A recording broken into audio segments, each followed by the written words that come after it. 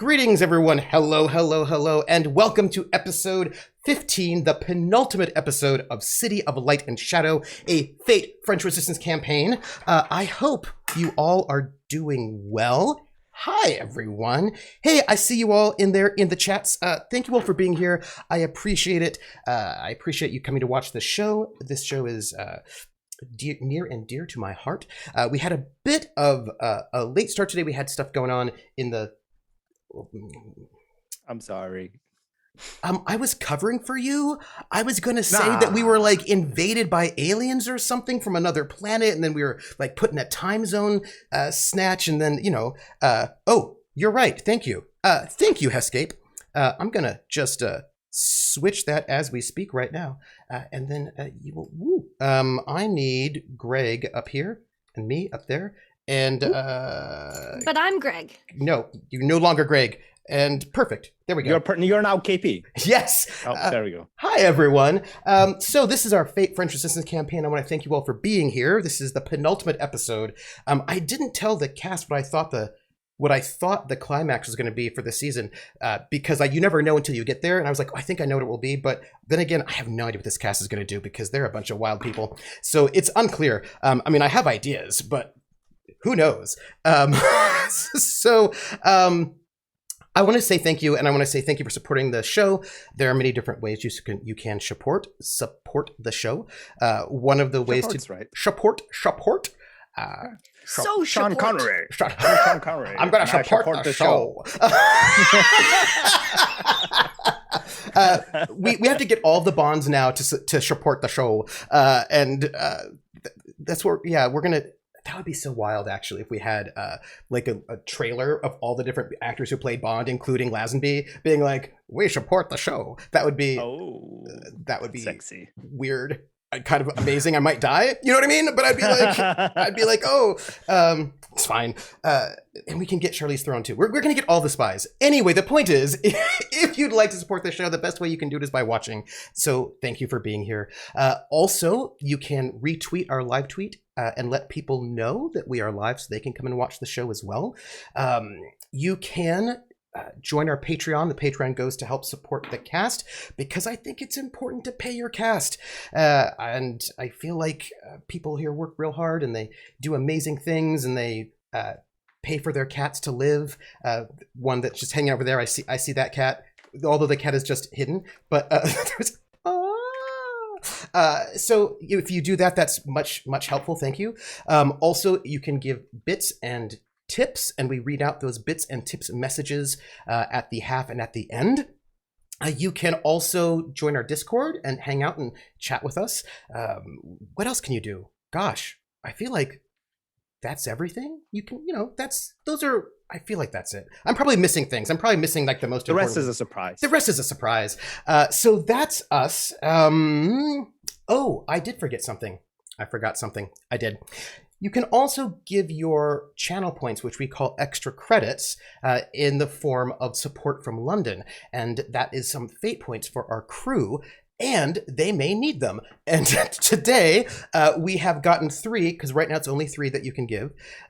We've gotten 3 donations from our chat. Rissa, Hescape, and Will TW have all 3 of you donated some fate points. And I would like to just move over to our map screen so that you can see it happening. And let me just see it to believe it, baby. Right, because like I want you to know that I'm actually doing it. I'm not cheating. So here are the 3 fate points, 3 group fate points coming in right now for our crew, giving them a total of 7 group fate points. Yeah, we didn't use that many last time. You did not. We are flush. You are flush for now. But you know what that means. Nothing. 45 minutes from now. Right. Word over fucking fate points. Thank you so much for those fate points. I'm sure our heroes appreciate it, and they may need it, considering depending. Rick's like, I wish it could be more, but troopers mean. Yeah, I know, I am mean. However, despite my meanness, I'm not going to give you any secrets. You'll just have to find out about it. I would love to introduce our cast, the cast that makes this all special. You know, I wanted to ask them a question and I forgot to ask them, but I feel like the answer is yes, but I can't say anything until I know. So I'm going to have them introduce themselves.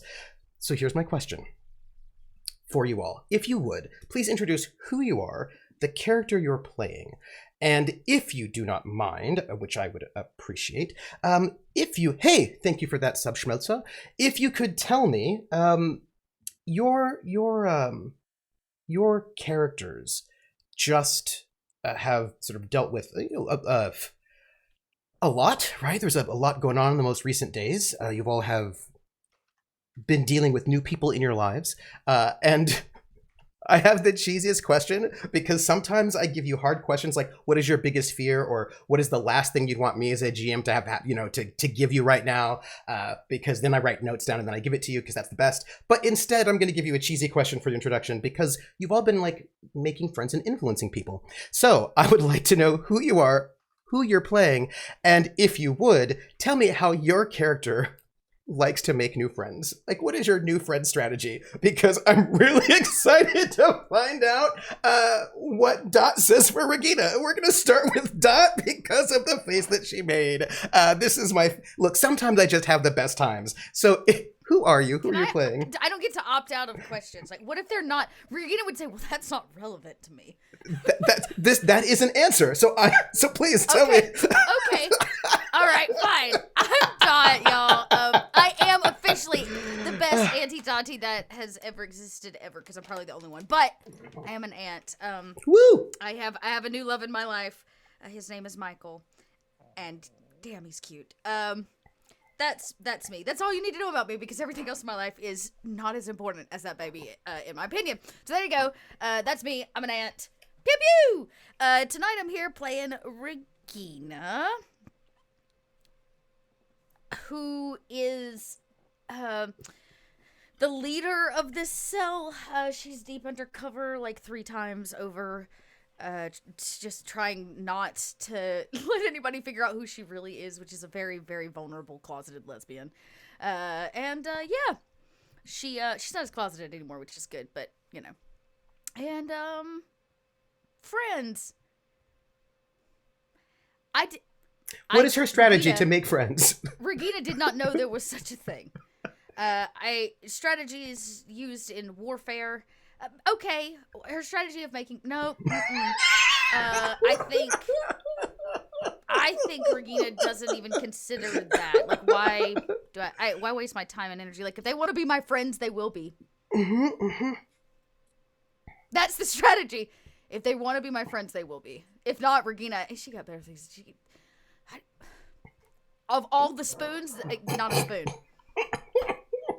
I'm going to just write this down because this is very accurate to Regina, I think. Your making friend strategy There is no spoon. What? No. There is no friendship spoon. With that, let me go over to KP. Who are you? Who are you playing? And please tell me, what is the prince's strategy for making friends? Oh boy. Yes. Okay. Oh man, that's a great question, by the way. I do think so. Well, first off, I'm KP. I also go by KP11 Studios all over the social media verse. You can catch me on any of the ones out there. But I play the character Prince Pritam Singh, also known as Dr. Pritam Singh. As you can clearly tell from my attire, I'm quite regal. I know how to dress down, and you know, yeah. Anyways, Pritam's got that style. Yes. Yes, style, right? Complete opposite from who I am. Wait. You should tell everybody how old he is too, because I think that's going to give people a context for how his strategy for making friends. He's young. He's a youngin. I think I put down 22. Yeah, something That's like what I said. Yeah, 22. But yeah. Yeah. So as far as how he makes friends, oh my goodness, I think the thing is, I feel like he really doesn't know how to socialize in that way, considering his upbringing. Being a prince, he kind of just was sheltered in his castle most of his life, And so the most ways he can make friends is probably like through political connections in one sense. And then when he moved out, I guess the way he made friends was just like any other person, being an Oxford, like if you have a medical knowledge, it's kind of through that. Yeah. Like I think Dr. Hannah was probably like one of his friends simply because of that shared interest. Yeah. I mean, he's a sweet guy. I just don't know if he like, I think he considers everybody his friend. Like he would be like, hey, you look like a cool person. I wish I was friends with you. And then assumes that you're friends. Yeah. You know, so that's basically what it is. Whether you're actually friends or not, like Regina, you're a friend. Hi, friend. Kind of a situation. I love that idea that he you know, like through shared interests, like, you know, he's a bit of a nerd. You know, in the best way, and he uses that as a way to sort of make friends. I just want to give the prince a hug, but I'm the GM, so instead I'm gonna torture him. Hug of death. Hug of death. Lindy, tell me, who are you? Who are you playing? And how does your character make friends? Hi, I'm Lindy, and I'll be playing Frieda Engel, German opera singer, but she's currently Evelyn Garnier, flower shop owner, person, worker thing. You know, details are a little vague. Anyways, how she makes friends. She used to have a whole lot of friends. Yeah. And then she was forced to get married, kind of. And she's had a whole lot less friends since that. So I'd say her strategy is shifted since we saw young, sweet, carefree wild child Frieda. How she makes friends now. By manipulating them into a See, I was gonna say she makes a lot of acquaintances and people who might view her as a friend because she knows how to subtly manipulate people socially. Interesting. But as far as genuine friendships go, I think how she makes friends is first she has to trust them, and then you know, she kind of just is like, this is what's up, this is who I am. Do you like it? Because if not, then you know we're not cool, and then you're gonna go back into the acquaintance zone. But if you're cool with it, cool, we'll be friends. So it's a kind of a slow vetting process, and then here's some things you may not have known about me. We still good? Cool, we're friends. You're so interesting. I feel like some people in this group all have trust issues, except for the prince. But speaking of trust issues, hey, Greg, who I trust implicitly, can you tell us who you are? What character you're playing? Does your character have trust issues? Which I think the answer is yes. And how does your character make friends? What is your character's strategy for making friends? Oh, hi, everybody. I'm Greg, Grimjack21502. I will be playing Oscar Mueller, Gestapo agent. How does Oscar make friends? Well, prior to the events of City of Light and Shadow, he didn't have any. He had people that he was conscripted and forced to work with, and then he had targets. So now he has gone back to the before times and how he would make friends, especially with every tango and everybody beforehand. And that is with physicality, whether it is not invading someone's space, but being close with somebody, dancing, touching. That's Oscar. Oscar is both. That's how Frieda used to be. Right. He's performance, but he's also his only way to open up is to literally let you into his airspace, if that makes sense. So I have something else that I'd like to add real quick. I don't want to waste any of our time. No, you can't predict what's going to happen in improv TTRPGs, especially those that are streamed. The level of never plan one of these because they can go in any direction with an open sandbox of an expert design that Trooper has. However, you get a feeling, and I'm not going to say, well, yeah, I am. I have a feeling about tonight's episode. I've had it for about a week. About Sunday of last week. I had a feeling about tonight's episode. I just feel the emotions that there's something coming, and I feel that, and I know it's the penultimate, it's not the finale, but chat, just let's see where this ride takes us. There's something. We'll see if it happens. I might be pinging ghosts. We'll see. Back to you. Oh, thank you. And I'm troopersjp. I am your humble GM for this madness, for the penultimate episode of this show. I make friends in RPGs by finding out what the players struggle with, not the players, the characters struggle with, and then putting those things there and seeing what they do. I feel like that's how you make friends. You're like, oh, how do you feel about, I don't know, an X? What happens if that X shows up? That's interesting. I feel like that's how you make friends. I don't know if that's the best way, but hey, there you go. So let's see. This is City of Light and Shadow, our Fate French Resistance campaign. It is December the 15th, a Monday, 1941. Our heroes we come back where we left off. And I'm going to just throw a couple of things out there to sort of set the scene, sometimes in a little bit of a slightly different way than we did before, because our heroes have been juggling many balls, juggling balls, and they're in the air. And we're at that moment right at the end where a lot of these things are still in the air and we have to find out where they're going to fall. So I'm going to just have a couple of things out there to sort of have you think about things for the moment. So at this moment, there was a big, huge roundup of a couple hundred sort of influential, long-standing Jewish French citizens, and that was Friday night. And they were all sort of taken and put in a transit camp with the goal of shipping about 1,000 people off east somewhere. But our heroes blew up one of the rail lines that takes you out east, which has made it so that transport cannot happen. So there's transportation problems at the moment. So that's happening. Those people are all sort of held along with a lot of other people who've been held. The city itself has a lot of violence. There have been a number of attacks wherein young people, many of them communists, if you're a German soldier who's an occupier and you're walking alone, they might just shoot you.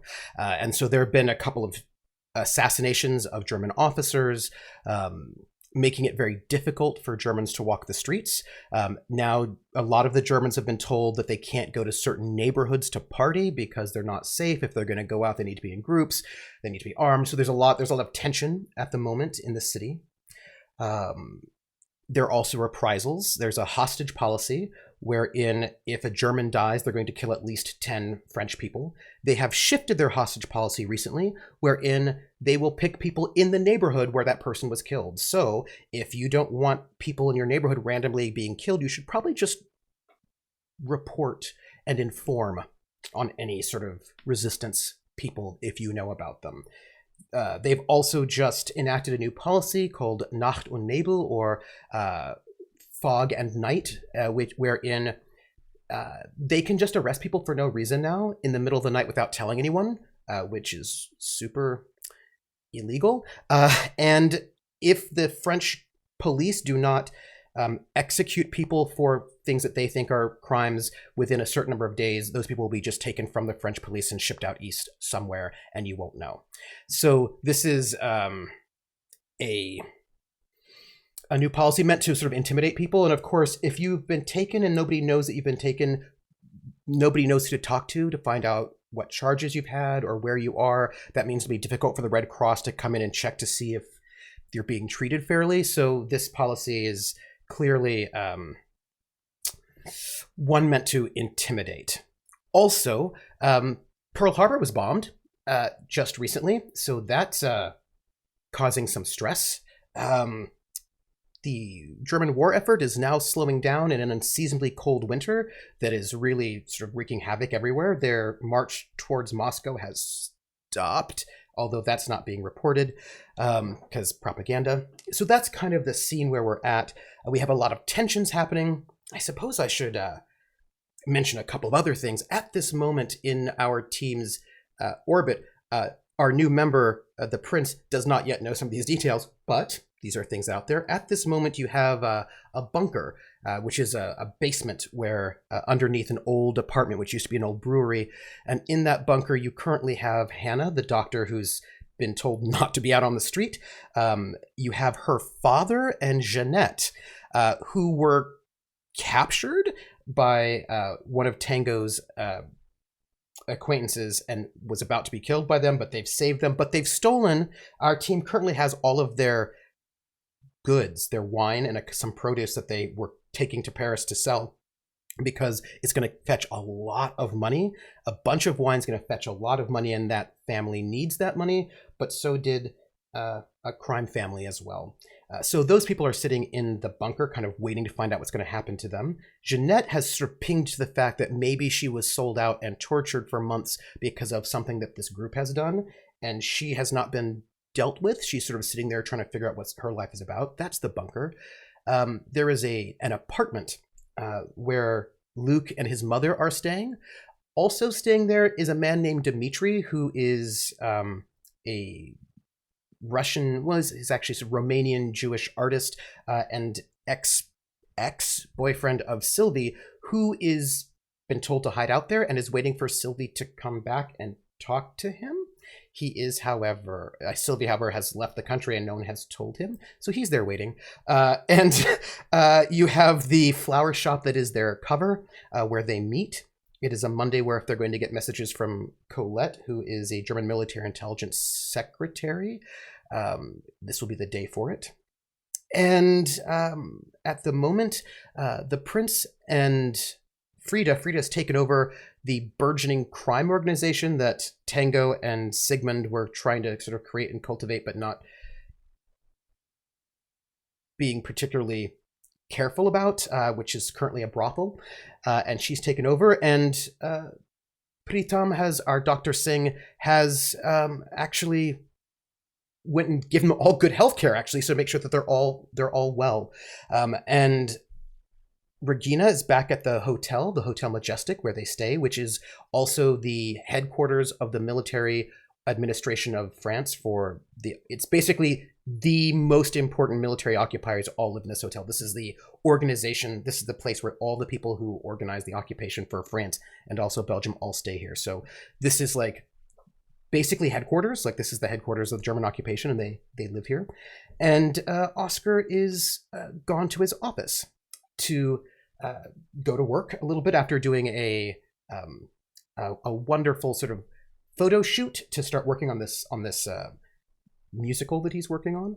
And that's sort of where our space is. That said, we have to make a couple of rolls.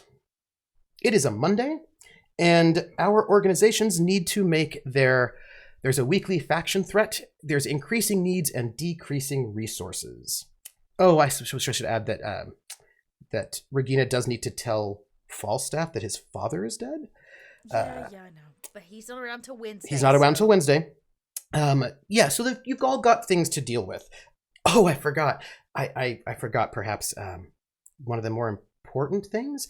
Frieda's husband, Otto Voigt, a colonel, who's a supply colonel, and currently his job has been to party plan at this one particular place there's this conference house, a home in Germany by the Wannsee. He's been arrested for assaulting a prince, and he is currently being, talked to at Gestapo headquarters by the head of the SS, a man whose nickname is Dr. Bones, because when he talks to you, it's not a pleasant thing at all. And we're going to talk about that after we make our first roll. If you all would make a resources roll with a difficulty of 3, I would appreciate it. With our factions? Yes, please. On our faction sheets. Okay. Yes, please. That would be what I need from you all.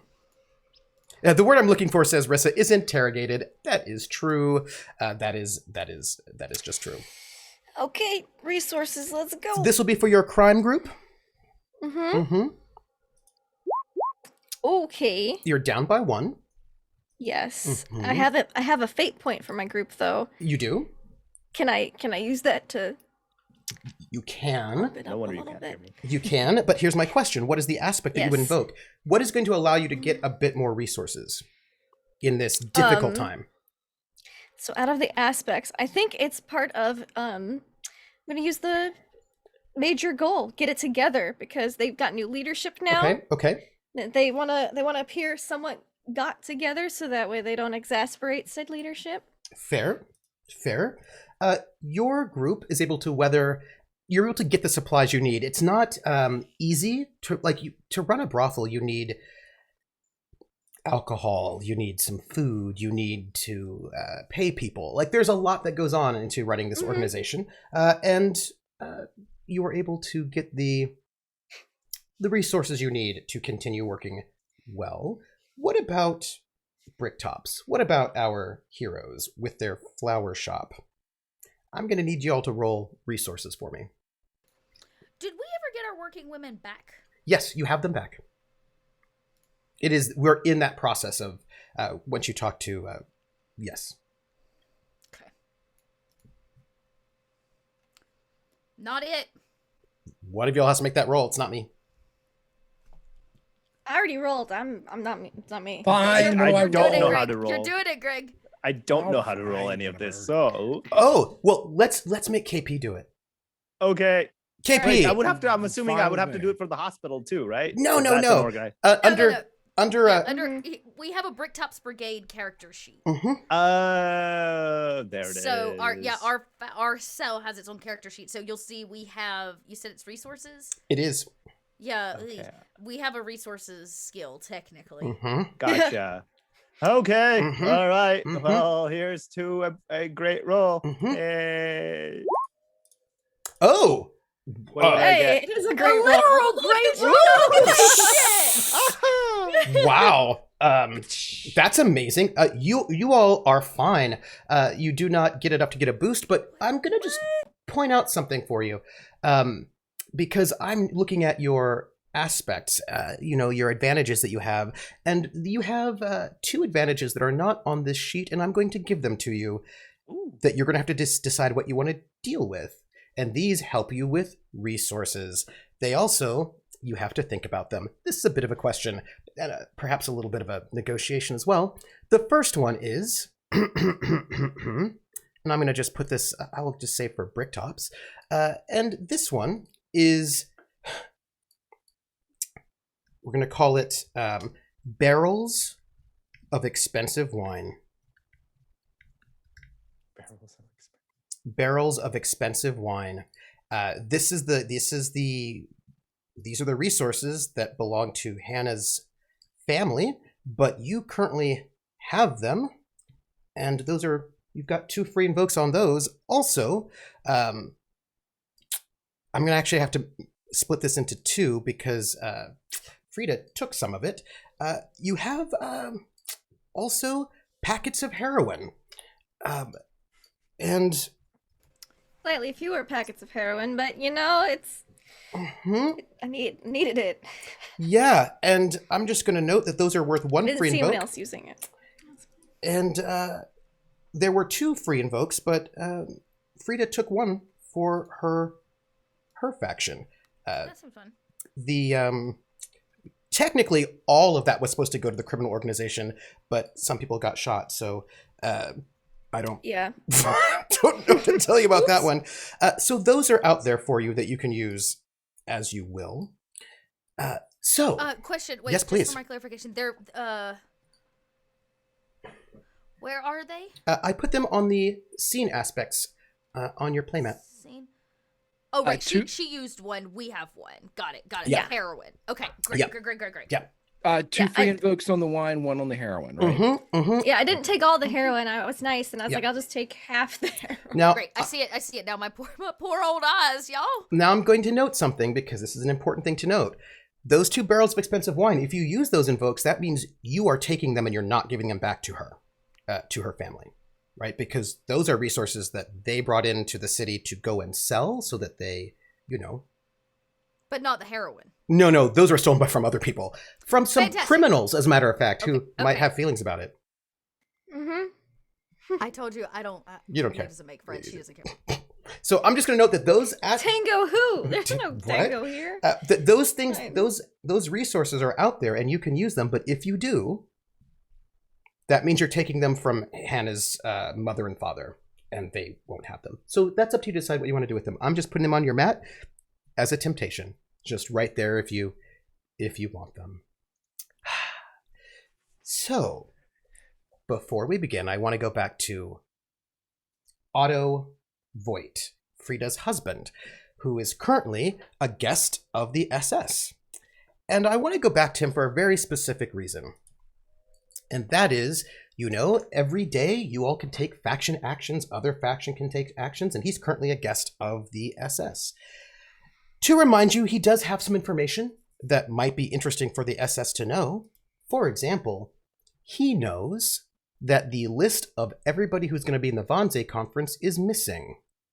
Also some gold. He knows all that paperwork that's missing because, And his wife. And his wife. And he also knows that those resistance members did not die, as he reported that they had done, because he was told he had to kill them, and he said, I totally did. And they were blown up in an explosion, that's why we can't find their bodies, but he knows that's not true. He also knows that the Wannsee conference has been compromised. He's currently being talked to. So I'm going to have the SS in Paris make a couple of rolls against you all. And these are intelligence rolls. They're trying to get information. They would like, it might be very interesting for them to find out that the Wannsee conference has been compromised and that maybe they should move it somewhere else. But they're not going to know that unless they're successful in interrogating this fellow. And he does not want to tell because it's going to make him look real bad. Real bad. Real bad. So they're going to go and spend a roll to try to create an advantage on him because that's what they do. First, yeah, so they're going to go and just get all their research in on him. And that's a 5. Would you like to defend against this roll? Why we gotta defend? Can't he defend? This is a faction roll, so that'll be a 9. He'd have to defend against a 9. Oh my god. Yeah. So, I mean, if you don't... And let me tell you, his will isn't great. It is not. But, that's... Sure. You don't have to defend. I'm just giving you the option. We should probably defend.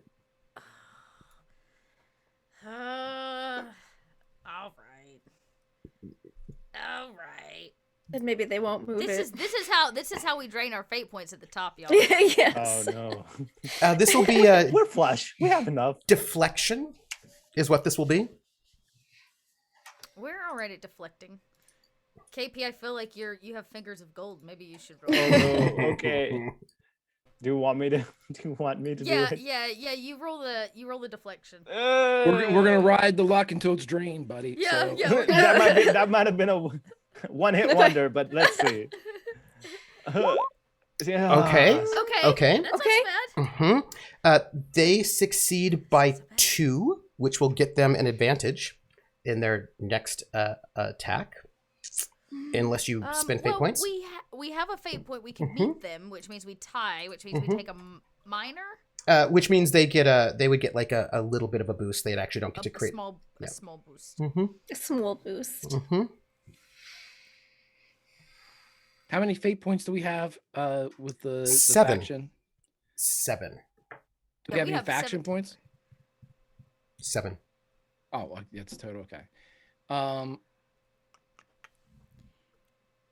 What if we spend 2? What does that do for us? They do not succeed. They will not Like- succeed. Yeah. Does that give us a boost or anything? Mm-mm. We have to surpass them by 2 additional. They're just trying to boost themselves right now for their big Yeah. big humdinger. To my core, I want Otto dead, so I'm going to recuse myself from the discussion. The question is, It's okay. Me too. Okay. I would say we spend the Yeah, 1. look, we all want him dead, but we do need to use him before we kill him. Right. That's true. He is valuable. I say we spend a point. Okay. Okay. Go ahead. Yeah. what Just is one the to- at least aspect that keeps information about him not as, because you can imagine at this moment, I want you to picture in your mind, oh, since this is creepy, let me just give you a little bit of creepy music because our major goal is to infiltrate this conference, which we that can't is true. do if he gives up the information. That is correct. Our major goal is technically an aspect. That is correct. That is correct. That is the easiest one. That's it. Playing both sides, or are we okay? Yeah, that does it. Oh, yeah. Oh, the music. Yeah. I want you to imagine right now, you have a dark room somewhere on the 6th floor of 84 Avenue Foch. And at this moment, somewhere in that building, Otto Voigt is sitting on a chair in front of a desk, and Dr. Bones is there with him. In another part of this building, there is someone making phone calls to Berlin, trying to get as much information about him and his wife as possible in order to use that as leverage to get more information out of him. That person is making lots of calls. They ask someone, perhaps a secretary, to go and run some information for him. That secretary, however, it turns out, is one of your working women. And she slow walks any calls for information, and she says, unfortunately, we can't get anything. It's just taking too long to get those documents. She's able to buy you all a couple more days. Dr. Bones, however, is not particularly excited about not getting information, but he thinks to himself, I don't need information when I have pliers. He is going to have a conversation with Otto, and he wants to know what Otto knows and what Otto doesn't know. This is going to be a discover action to try and find out what Otto knows. This is going to be their second action for today.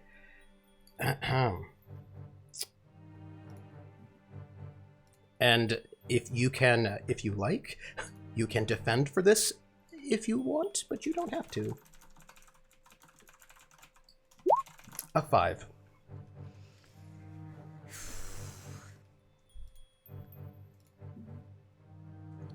Why do you keep rolling so well? It's because this is what they do. This is what they do. This is what they do. Like their highest score. This is This is their highest score, and I'm rolling very is their badly. shtick. And I'm rolling very badly. Yeah, I was about to say he's actually rolling rather. I would. Yeah. What? Yeah. Yeah. They're at a That plus was 4. a plus 4. Yeah.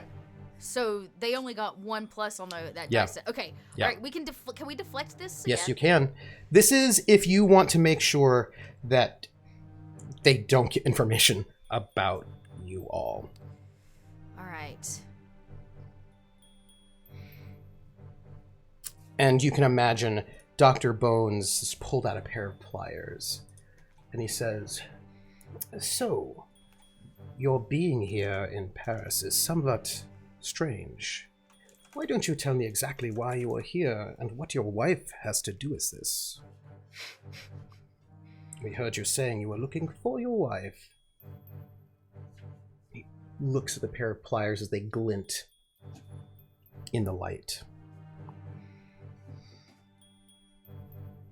Someone needs to roll deflection, unless you're okay with Yeah, I guess I can roll it, or KP could roll it. Y'all I'm have, definitely look, not rolling after KP. I've been doing this for 3 seasons, so y'all have to hit the button now. Fine, I'll do it. Deflection. Okay. Mm-hmm. All right. I'll take the blame. Okay. That's good. Okay. Okay. They're Okay. Yeah. beating you by 2. Not out of reach. Yeah, not out of reach here. Mm-hmm. Okay. I assume you used a group fate point, by the way, for that last one? Yes. Yes. Yeah, I got Yeah, rid of it. Yeah, I already got rid of it. So they're beating you by 2, which is enough for them to ask one question. They're beating him by 2. Sorry, I'm sorry. Dark. Just a little torture humor for you. I love it. Okay, so I say we use again, we may have to use a fate point, y'all. We need to at least tie. We can't. I'm down with 1 fate point. Yeah. Go back to. I feel it's Sure. worth it. Yeah, there it is. I don't want this crazy man on our ass. Okay. I think again, this is for the same reason, right? Like I think we can say the Main same. goal, yeah. The main goal here is he can't know. I will take that fate point from you. So I'm gonna spend a fate point because they really Yeah, would. do it. They really would like to know this information, and I will use their high concept, the oppressive power of a zealous Nazi police state, to put them up at 7 to your 5. Jesus. I will note one thing. They have a consequence, the SS, right now. Oh. They have a severe consequence, which will take them like 4 months to clear, quite some time to clear. And that consequence is that their leadership has been disgraced. And it has 1 free invoke on it, which you could use to tie yourself up. That's true. Because Yes. technically, he is already even more disgraceful leadership, really, in terms of doing this. And like, oh yeah, that's good. Where is that? Did I miss that on the? It's on their character sheet, but it's on their character sheet. Okay, hang on. Okay, I'm gonna use your cool map menu. How do I do this? So they my friends have got they have got disgraced leadership. And I'm going to just put that on there for you so you can see it. Yeah, perfect. Great. I just joined you. That's awesome. Okay. I see. So, would you like to use that free invoke? Yeah. I said, because that'll bring us back to being at least Then you'll be tied. It is done. I'm going to use one more.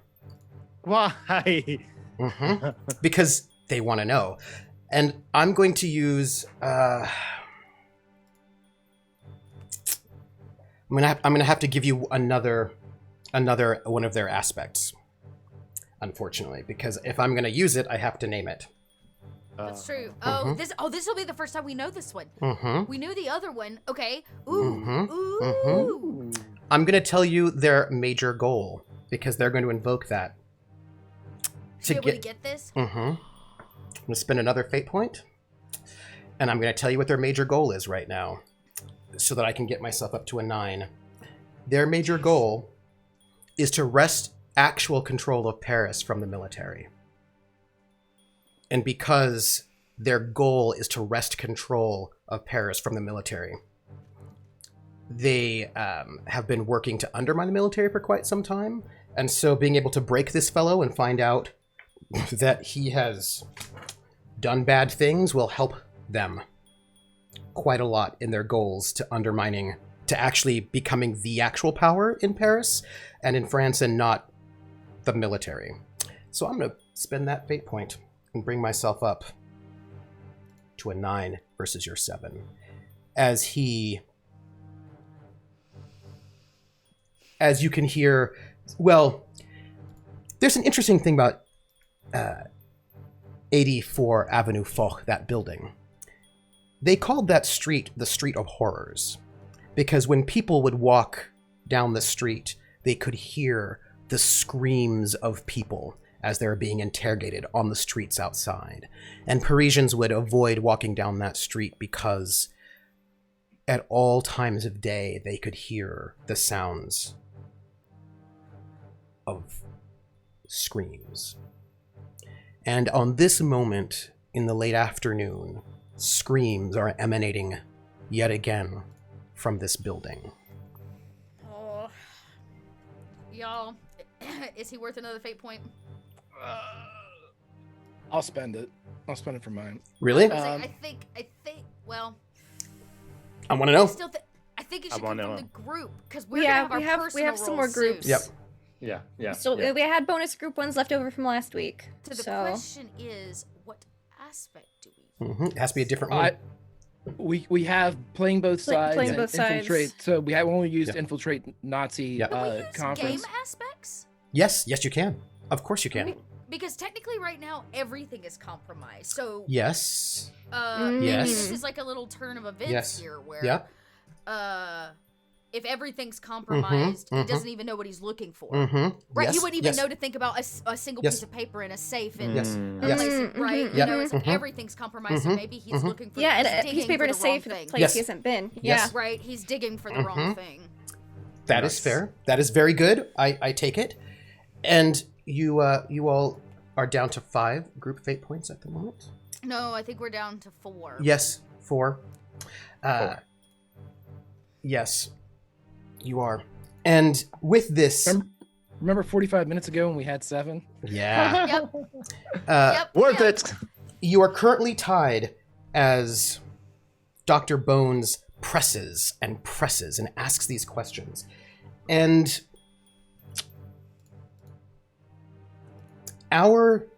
he asks just the wrong questions because everything is compromised. And he gets information, but it is not the information about the things that you do not want him to know about at the moment. At the moment. And with that, it makes me sad. It makes me sad. But I think I will. We did it, gang. I will leave it. I will leave that tie. And he will live for another day. He is not currently dead because they do not have the information they want from him. Yeah. And dear chat, if you wish to see it, there's our little pyramid, and our Gestapos have just used 2 of their 4 actions that they can use at the moment. So they only have a 3 and 4 stress left of their resources. But that will be them for today. That's what they're going to spend their time on. Before we move, I would like to ask if any of you, if you would like to do any faction actions yourselves. Yes. Mm-hmm. I want to try and get an advantage. I want to make an advantage with my faction. Okay. Okay, so, because I gotta clear some consequences on this poor criminal gang. Yep. So I want to give an advantage of fresh start, new leadership. Okay. Which I assume would be a leadership role. It would be. Difficulty 3. Okay, let's see. Mm-hmm. Oh. You're down by 1. Fair. Down by 1. Yeah, they don't have any fate points left. No, but you do. I could spend from my personal fate points? Mm-hmm, because this is your faction. Then yes, I will do that. What allows you to do this? My faction from the Viper's Den. I'm the new leadership. Fresh start. Let's kick these people and back into line. Get them into gear. All Don't right. think about those other 2 people anymore. Let's clear them off your consequences. It's fine. Don't worry about it. With that, spend one of your fate points, and with that, we will say that the snakes have an advantage, and that advantage is, let's call it, inspiring leadership. Okay. Cool. I need that to try to clear some stress later. Mm-hmm. Does Consequences, rather. Bricktops, because you've got some your fact. Yeah, can't we make They came with severe consequences. This faction. We got our working women back. Yes, you do. Is there anything you all want to do? Because I'm going to note, I'm just going to note something.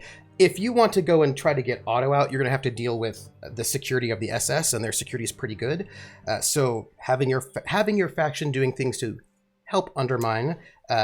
Okay, we could also set up an advantage. Our working women are intelligence-based. Mm-hmm. Like, they gather information, so maybe we could get them to infiltrate the building, like cleaning or something.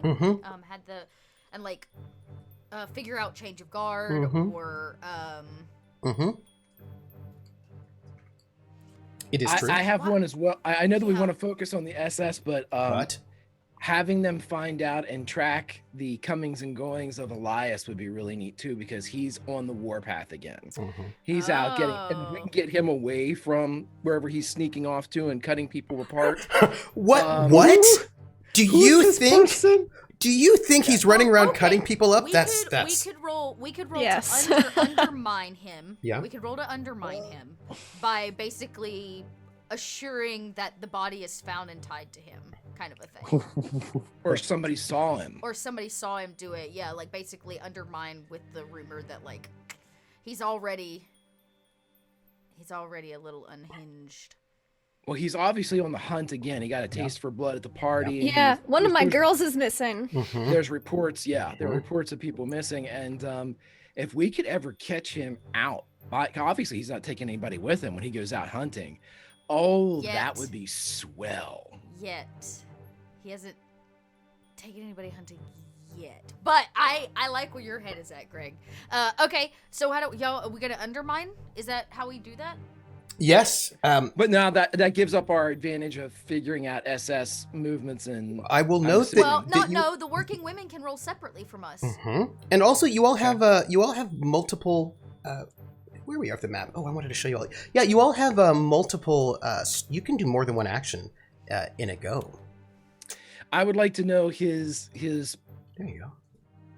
if we could figure out his plans. If he's people who've seen him sneaking out of the building. People have seen him sneaking Oh, into okay. the So building. that would be that the working women could then roll intelligence for us on that front because they actually have a better intelligence than we do, and then we could undermine him by basically setting him up for bad reputation or like. Right, but Right? does that in doing so does that forego us being able to have any type of knowledge on the SS holdings? You just take more than Or- one action. We just which means like we could just we may just have to spend more fate points. Like every time we take an action. It uses stress. So Right. for our so if you look, hey chat, if you're looking ever at our pyramid, the working women are like a basic faction, and they have got 2 stress, which you can use to soak when people attack you, but it's also what you use to take actions. And Bricktops have 3 stress boxes that they can use. So we can take Mhm. Okay. Yeah, so we can do it all if we're ready to cough up the fate points of what it might take to actually succeed at what we want, I guess. Mhm.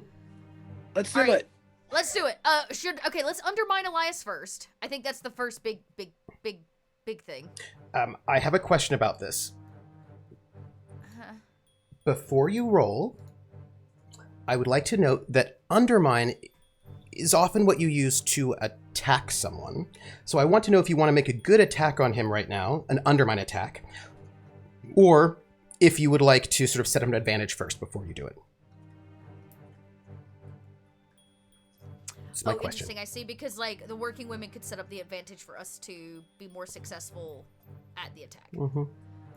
Right. Okay. I see what you're up. Okay. I see what you're all about. I'm just So- asking because you have yeah. options, right? You can decide to be like, oh, let's sort of like maybe use some propaganda against him, or like they're like, you can sort of set up an advantage and then go for your. Them doing the intelligence against him would be the best way to set up an advantage because they have they're like set up for that. I say we do that. And they had that sweet,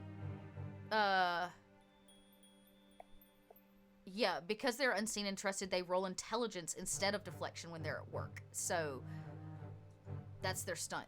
That seems reasonable. Should I do it? Do I hit the button? So, are you collecting intelligence against The him? goal would be to set up an advantage Yep. using their intelligence. Okay. Wow, y'all. It's not be my week for rolling. Before you roll, Oh, it's seriously. fine. It's fine. It's fine. It's too late. You are rolling against a person, not a faction. Right? Right, because he's not Correct. representing Mm-hmm. That is correct. Gestapo in these A endeavors. person, and factions are one level above people, so that's a +4 going against a person. Oh, great. So that's a 6. That is a 6. That is a 6. That's pretty great. It is because you've got The a whole the whole group of ladies is working against one person, and that's Got it. harder Okay. to deal with, right? That's pretty sweet. Yeah. So you're trying to go and figure out about him. He is going to have to use. Ooh, let's see. I suppose he's going to have to use tradecraft, I think, to get out of that one. Yes, yes, yes. Is that right? Am I lying to you? I don't know. Is that how he wants to do it? Well, because you're trying to find out information on him, aren't you? Like his pattern. I'm Yeah. guessing like what Greg was saying, like his travel patterns, his business, so that we can set him up. That or stealth. I mean, if Yeah. he has stealth. Yeah, he's gonna have to use stealth is what he's gonna have to do, I believe. Also, why is that? What is up with that? Yeah, he's gonna have to use stealth. It's not gonna be great. I'm nervous. It's not gonna be great, but Noise. here we go. Good, which is not great, but I'm gonna use one of my fate points so that you only get a one advantage, not two. Yes. Because that's I don't need you getting 2 free invokes against him. That's not. We're gonna have his number before the day is out. That's not great. That's not great. I don't like that. Yes. So our dear Elias, sadly, he's going to be able to use his head of his high concept head of the Paris Gestapo, because being an official, he has a lot of sort of protection, right, as part of that. But nonetheless, you are tracking his movements.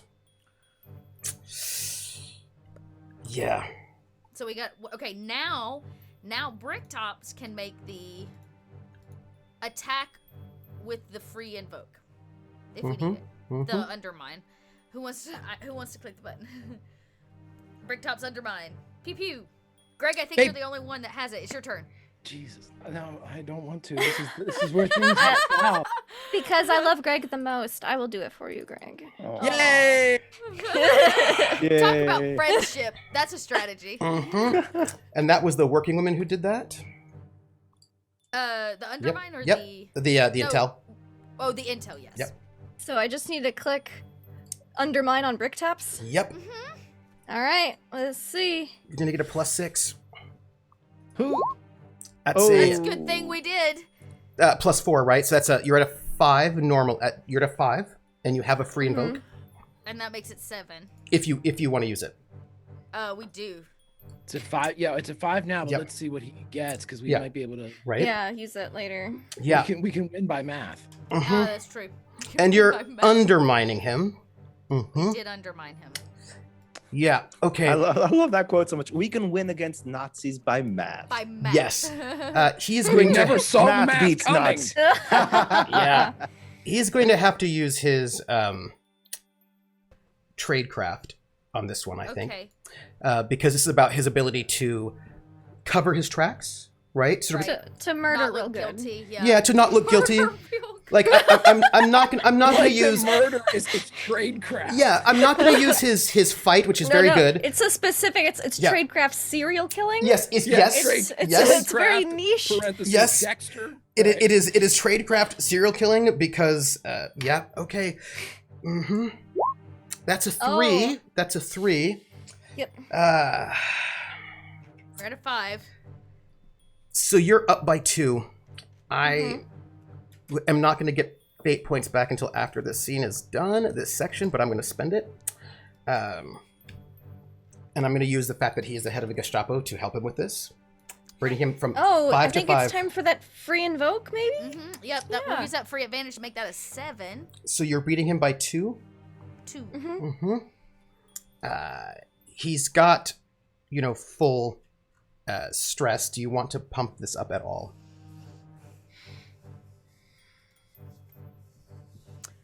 What do we have? I'll throw one in here. Tell me. Yeah. Go ahead. Because You remember, got something. you're doing an attack against him, which he's going to have to soak with stress. And if you pace his stress, he's going to take in consequences. And those consequences, you get to name. We negotiate That's it. why I want to do it, and I would like to name it if I'm going to spend it. The consequence would be he doesn't want to kill. He needs to kill.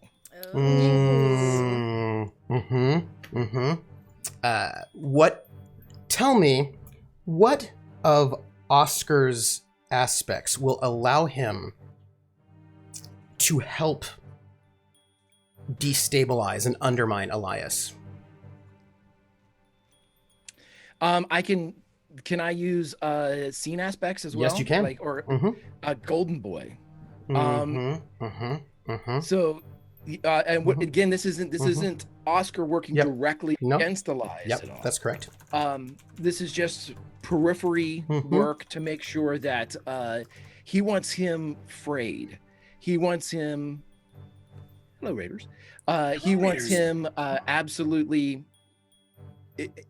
He knows that this is his fallback. That his vice, his addiction, his need, desire is murder. This guy is a serial killer. So he wants him. That's his only fallback. All the triggers that Oscar knows, has been told about, has heard stories of, he wants to subtly manipulate those, have them appear, stressors that keep flashing up in this guy's life that just, knock him further and further back into that primal predatory. He wants him completely off his game. Okay. When you're off your game, you get sloppy. That's right. And so, little things, right? Like perhaps you schedule the film M, right? Which is about a serial killer in Weimar to sort of air.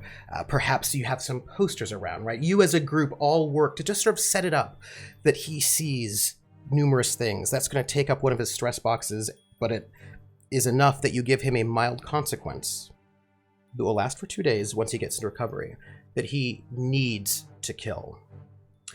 And it has a free invoke on it, of course, because once you put a consequence on someone, it's a free invoke. And it is an aspect which you can always compel if you want to, because whatever I can do, you can do. Whatever I can do, you can do. Are better. you good? Are you good? Do we want info about the inside of the interrogation room and getting Otto out? Yeah, we need to roll one more time, I think, with our ladies. Mm-hmm. The working women. Mm-hmm. To see if they can't get some intel on how we can get in and out against their security. Mm-hmm. Mm-hmm. So the question is that us setting up a advantage against their attack for further down the line? Is that basically what it is? Yeah. Okay. Yeah. Unless you want to just actually do an attack on them. But for intel, that's a gathering info. Now it is Greg's turn for realsies. Mm-hmm. Gotta do it. Pull up those working women. Hit that intelligence button. Mm-hmm. Wait a minute. Do they have a separate character Yeah, sheet? they do. They have a separate character sheet that has a higher intelligence. Yes. Yep. They have their own. And what am I rolling? Intelligence? Yep. Yeah. This is Greg's stalling tactic. Greg. Greg. Here we go. This is it. I knew it. There you go. It's mediocre, everybody. You got what you wished for. Yep. Aww. Hey, not that bad. You Not got that bad. that. You got Actually, it. not that bad. The question is, do we re-roll or do we just use things to boost their stuff? It can go down to That a was a negative super 2. crappy roll. It was. Yeah. It can only get 2 worse. But it could get 6 better. It could get, yeah. Mm-hmm. And I'm out of fate points for this section. He is by the out way. of fate points. Yeah. I am a Now's the big time to do proponent of things. the brave choice of a reroll, always. Would you Chat like me doesn't, to- Chat doesn't always agree with me, but I'm down for a reroll. Yeah. Spend the fate point, which brings you down to what, 3 fate points as a group? yeah, but we all still have our personal ones. Yes, you I ain't do. worried about it. Yeah. So wait, this is working women intelligence? Yes, please. Yes, please. Do you want me to do it or anybody else? Yeah, Do it. do it. Yeah. Do it. KP, do it. Okay, yeah, I'm not doing it again. Okay. Hey! That's why we do it. I don't have any fate points. I can't do anything about that. Magic finger. All right. That, my friends, is going to be an advantage for you all Woo. that you can use. And we'll call this, let's call this one,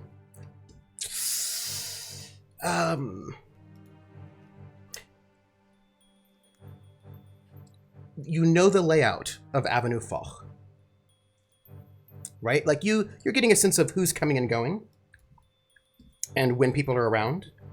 We know what the fuck's up. Yeah, that's perfect. You know, What the fuck is up? you know what the fuck is up with 1 free invoke.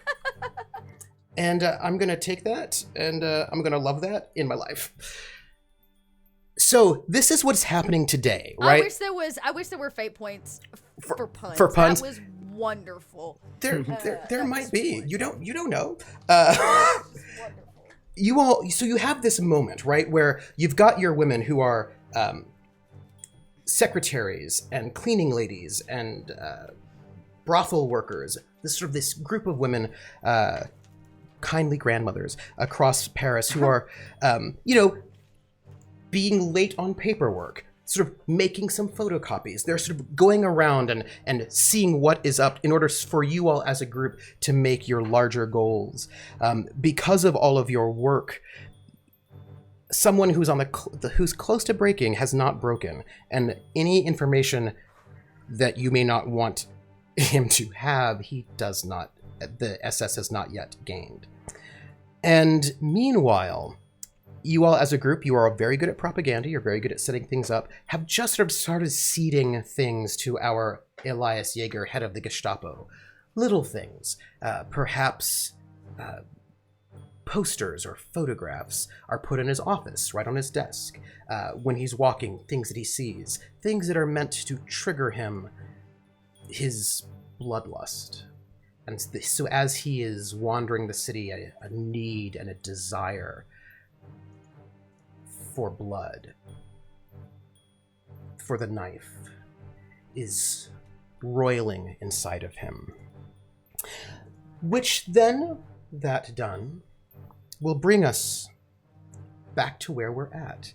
And if I remember correctly, we have 2 of our heroes at the Hotel Majestic and 2 at the Little Bird Brothel. Why don't we pick back up with the end of our what would you call it? The end of our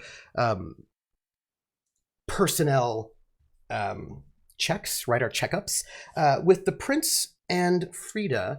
I suppose leaving the brothel. Where would you all like to go?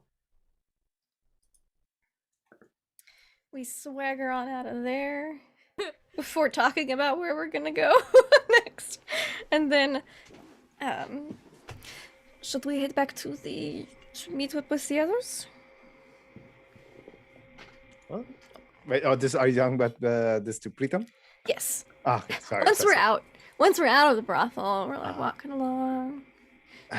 Yes, I think it's about time that we yeah, I'm done here. I think I'm done. At least for today, this is the best I could do. I do need to perhaps set up another appointment just to kind of check up. And I would like to do a follow-up. Schedule regular, monthly visits. Well, if that's available, yes, I think that would be for the best. But yes, please lead the way. I would love something to drink in the meantime, though. It's been a long day. Understands that feeling. And so we'll just, head on back to meet up with the others. And you definitely see Pritam, like, he's definitely a bit more disheveled, and, he like his, did I mention how, I forget if I mentioned he had longer hair. You or did not. shorter. You did not mention. If not specified, now's the time to. I was gonna say he does have a little bit of longer hair that he kind of tied up into not long, not like me, not this long, but long enough that it can kind of go up into a ponytail just to kind of keep it out of his eyes.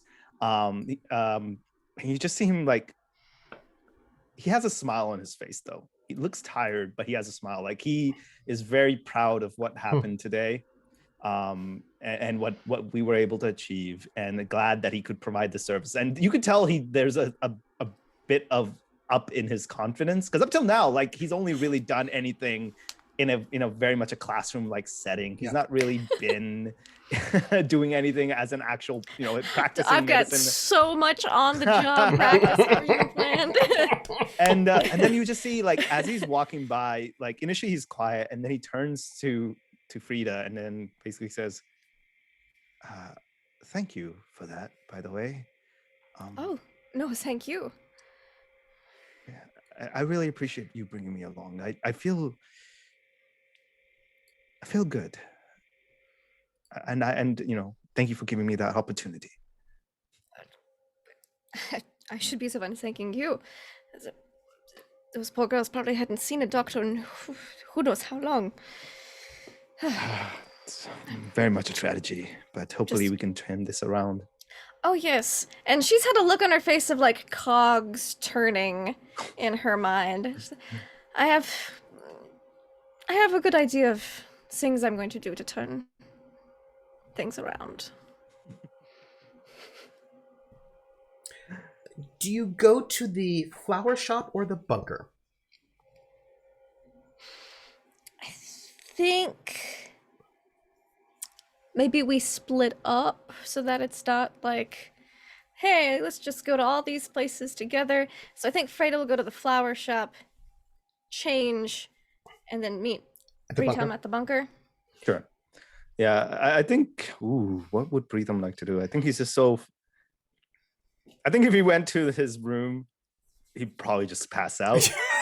so I, at this point, he just goes straight to the bunker, I think. Obviously trying to make sure, like avoid any,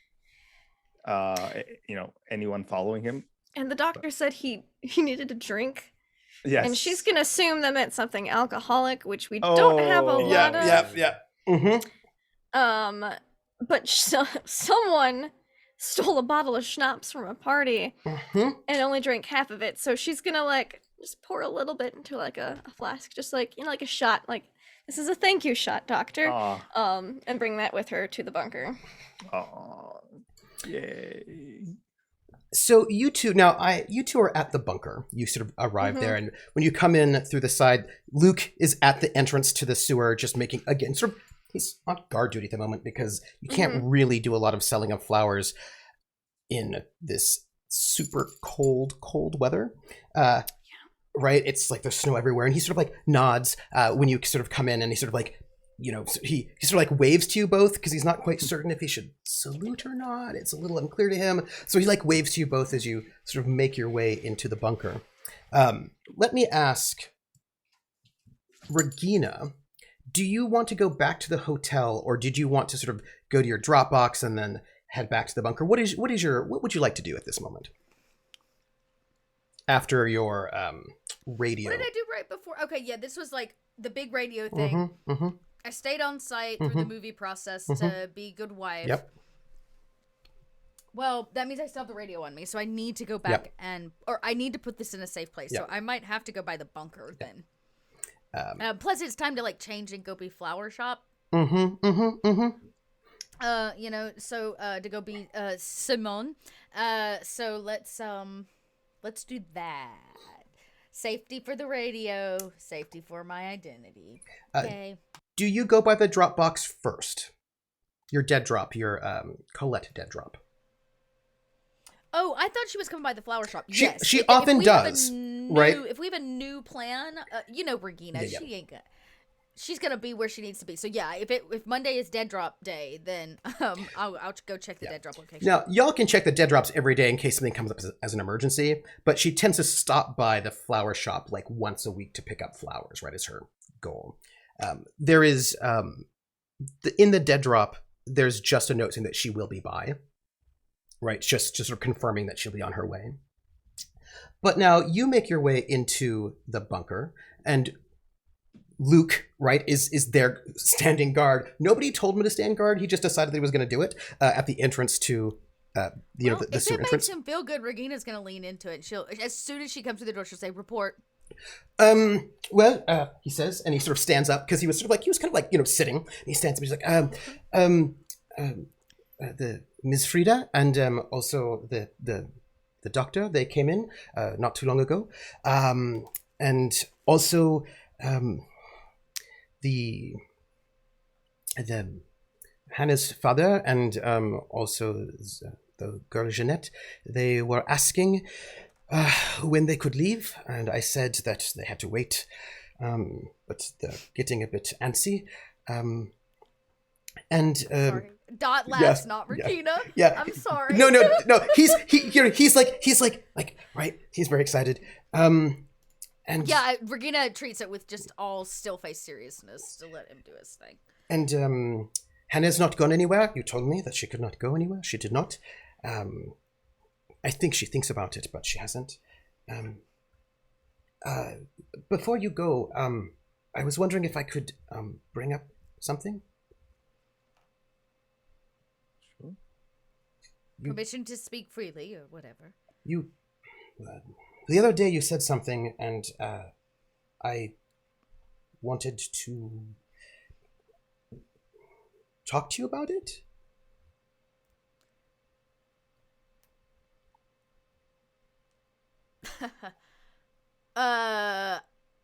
Regina doesn't want him to know that she's probably extremely uncomfortable because she has no idea what he's talking about, and this seems like a vulnerable conversation in brewing. Well, I said permission to speak freely, so... You, when you introduced me, to the doctor, you said I was your second in command. Is there a problem? No, I just, but wouldn't, I just meant that, I didn't know that, Regina puts a hand, like, on his shoulder, very caringly, and she says, "Does it make a difference?" Well, I mean, I don't want to disappoint you, and if I'm the second in command, I feel like I should, A title doesn't mean anything. But it does. If your actions don't warrant it. Well, it means that you trust me with that position, and I don't want to disappoint you, so I want to make sure I... Regina goes, "You shouldn't be doing it for me." But you are the one who made me the second in command, so... I made you second in command because I'm already proud of you. You have nothing to prove. Not to me, anyways. Looks totally skeptical at that one. He just nods like, okay, but you're like... That being said, if you feel you can't handle it, I can... No, I will... To Oscar or... Well, I mean, maybe Oscar should have, but he's so... have you seen his... he's very... strong. That is an apt definition of Oscar. Strong. So, I just want to say thank you for making me second in command, but if you think Oscar should do it, then, I would step aside for that, but... No, I don't go back on my decisions. Okay. And if you want to not disappoint anyone, don't disappoint the people you're fighting for. Okay. It just, question. My turn to speak freely, she says awkwardly. The man, the Dimitri, he's still there. Oui, yeah.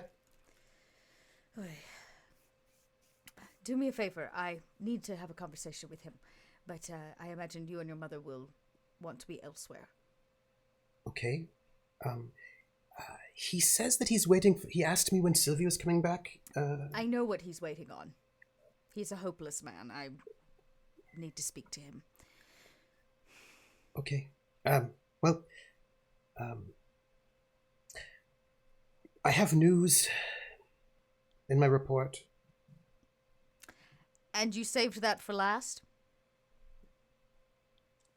Why? Because it's not good news. Then it should come first. But I don't think it's news we can do anything about, so... Doesn't mean it's not important. On my way here, I ran into some of my old friends. I expect you'll probably hear on the news. They killed 95 people in retaliation for unrest So. Were your friends included?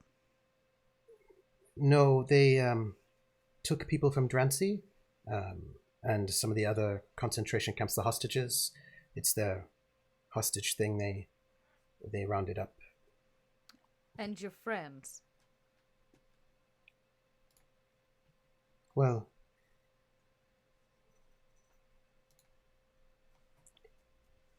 one of them was in the group. It was about 100 people.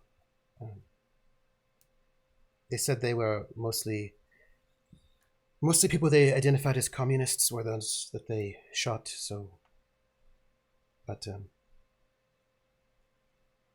it was just I ran into one on the street and they told me.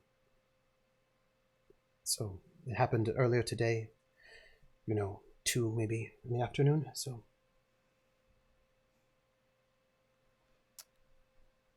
I'm sorry. I thought you might want to know that they are doing the hostage thing again. Yes, thank you. That is important information. It looks like they will do more, so... Why don't you stop guarding this empty bunker and take the morning and go find something to eat?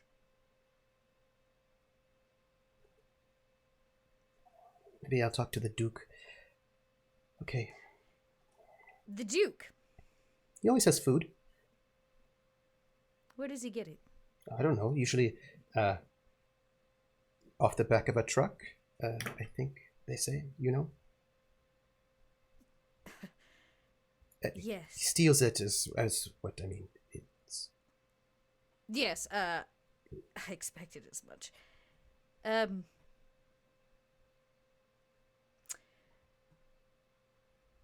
Tell the Duke I may be dropping by. I miss his company. Oh, okay. I will. Okay. And he sort of gets up and he... Dismissed, Regina says, whatever she needs to get him to, leave, Yeah, and then he... get some food and take a break. Yeah, he needs to mourn his friend. Yeah, and he salutes, but he's not quite sure that's the right thing to do. And then he, heads out, leaving you to head into the bunker. I hide the radio. And Frieda and the prince are there. Oh, are they down in? They're in the bunker. Mm-hmm. Wait, okay.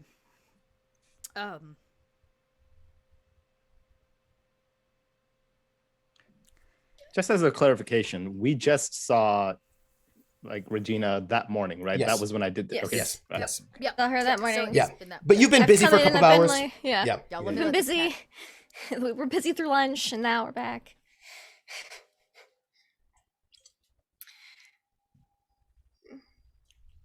Frieda would have just, when she arrived and met the doctor, because the doctor would have gotten there first, she'd been like, here, this is, thank you. You just see Hand him the flask. You just see oh thank you.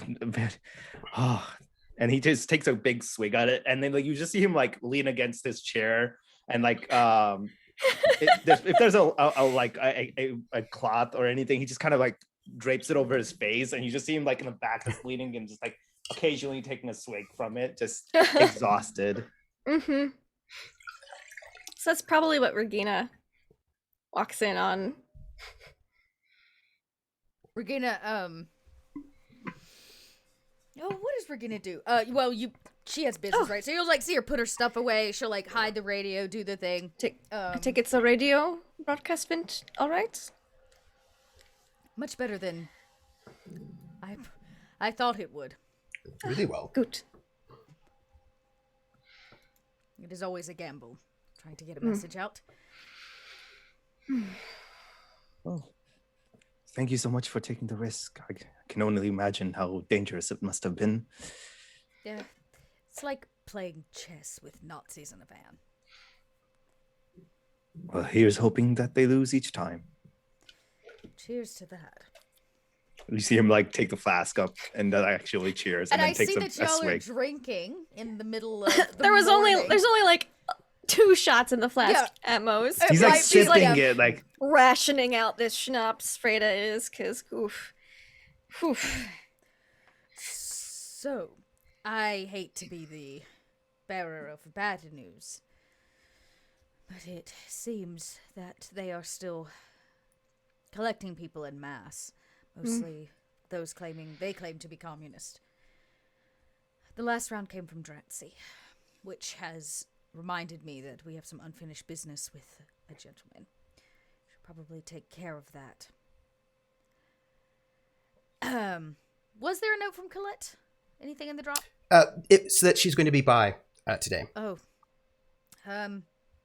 She comes to the flower shop. Mm-hmm. Because she does not know where the bunker is. Correct. Good. Oof, okay, good. That's all okay, let's keep it that way. And then Regina kind of holds up the note.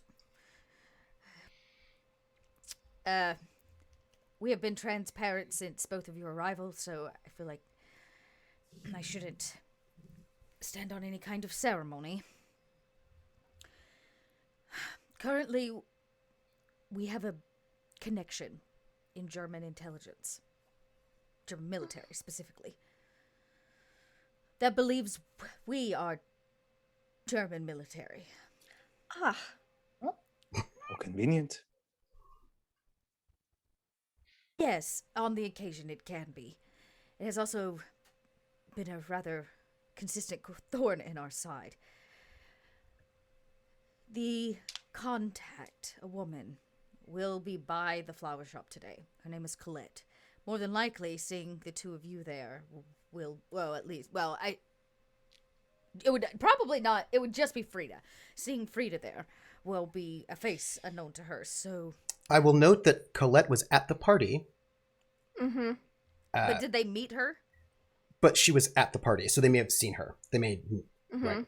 Now, granted, Frieda was pretty That's disguised true. up, but if she's with German military intelligence, you say, then is. perhaps she should not see me at the flower shop today if I'm to be rescued in the near future. It's true. Maybe you should avoid it today, and we'll let Luke's mother man the front desk. I'll plan to meet Colette there. Just know that this is a factor in our business. Good to know. She's a astute one, this Colette, but Ah, Regina, like the idea of having to go back and talk about like how we ended up here under German intelligence is difficult. Regina says, we our cell made a necessary undermining of German military early on in the process. We were being scouted, though we thought it was for other reasons. We used our cunning wilds to assure that Falca never returned after his evening at a party in town.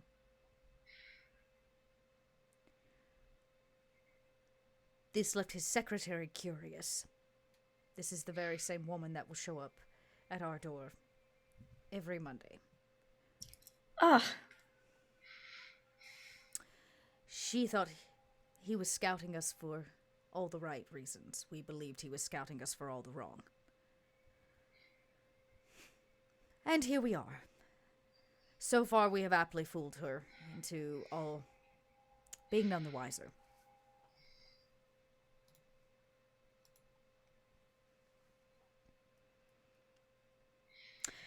Well, now that that's on the table,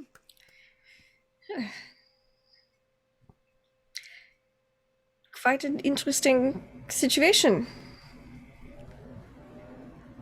we do what we have to survive. Uh, This is true.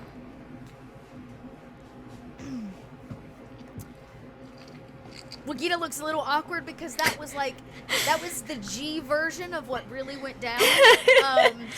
I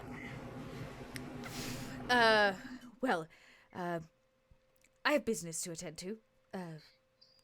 Do you require us for anything today? Where's Oscar? He's not He went back to back work. here. He went back to work. Speaking of which, I just have a quick thing that I'd like to do before we do our break, because it is break time. But over at the office, Oscar's secretary had said to him that there was someone waiting for him inside the office. And his office, and he peeked and he saw Nikoletta there. Before he can walk into the office, however, his boss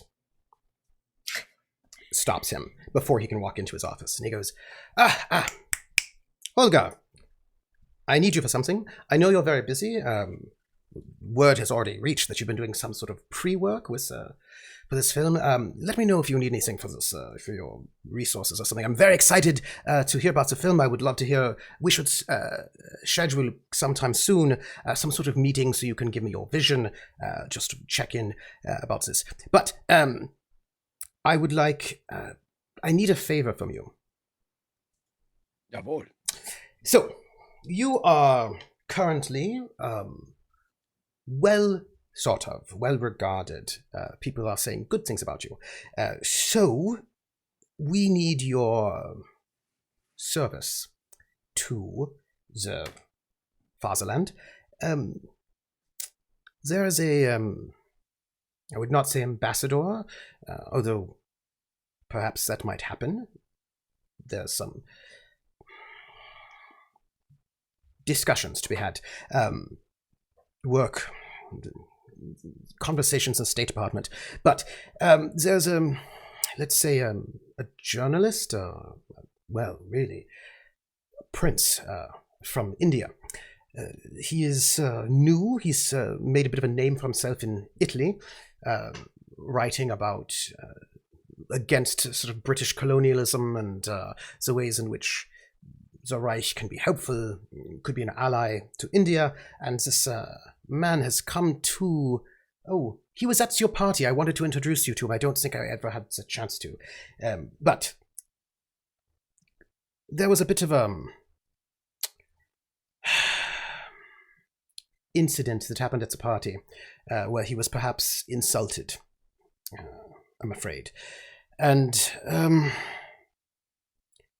it would be, well, the ambassador, Otto Abetz, he very much wants this prince to be, well, our man here in France. He definitely wants him working with us in the propaganda department. We would like to reproduce what is happening in Berlin with a sort of a Hindi language radio broadcast speaking about the ways in which Germany would be an ally against all of the sort of occupied, sort of colonized countries of the UK. Not, of course, not speaking about anything with the French colonies, because we are going to downplay that because we do not want to upset our Vichy allies. But he would be very, very useful in this undermining of the British Empire, and we're just concerned that he's been offended. So it would be very useful for us if you would, you're very charming, people like you, you are the toast of the town, if you might meet him, become friends with him, make him, convince him to become, well, to join us here at the propaganda department. We could even get him an office. He would work, of course, with radio, slightly different, one of the sections than you're currently in, but we think you'd be perhaps the best to convince him to join the propaganda department. And look, we might even have, depending on how it goes, we're thinking about arranging for him to go to Berlin on a short trip to meet who will be the president of the new India, and maybe we can get him to be recognized as like an ambassador of free India. I mean, there are lots of possibilities for him if he wants to play ball, and we introduced him to a handsome young woman. We have our best French journalist on it, but he's not yet bitten. So if you could perhaps... Oscar will raise a hand. Say no more. Good. We know his address. We've been... And he writes down an address and gives it to you. This is his apartment. It's nice, but he has been... People have been making apologies all weekend, so if you might go and introduce yourself to him. Holgar snaps over his fingers for Helen. And Helen perks up, and she stands up, walks over with her pad of Takes paper. his address down. Mm. Then, of course, takes it down. Sir, anything else? That is all. Just make sure that I don't leave here without that. Mm. And she nods. Just, perhaps she's been paying attention to your conversation as she sort of goes back to her desk. And he goes, claps you on the shoulder. Good man, good man. So, I will leave you. You apparently have someone waiting for you. But, talk to me later about this film, and if you could with the princess is a good coup for us. Anything we can do to undermine the British Empire would be... He just stops for a moment and goes, can you imagine? They have an entire globe worth of people they've been oppressing, and if those people could rise up against them in this moment, imagine what this would do for the Reich. Which is a crown without its jewels. Exactly. And he smiles, and he sort of goes back to his work spot, his office. And Nikoletta sort of just sees you through the window, and she smiles at you.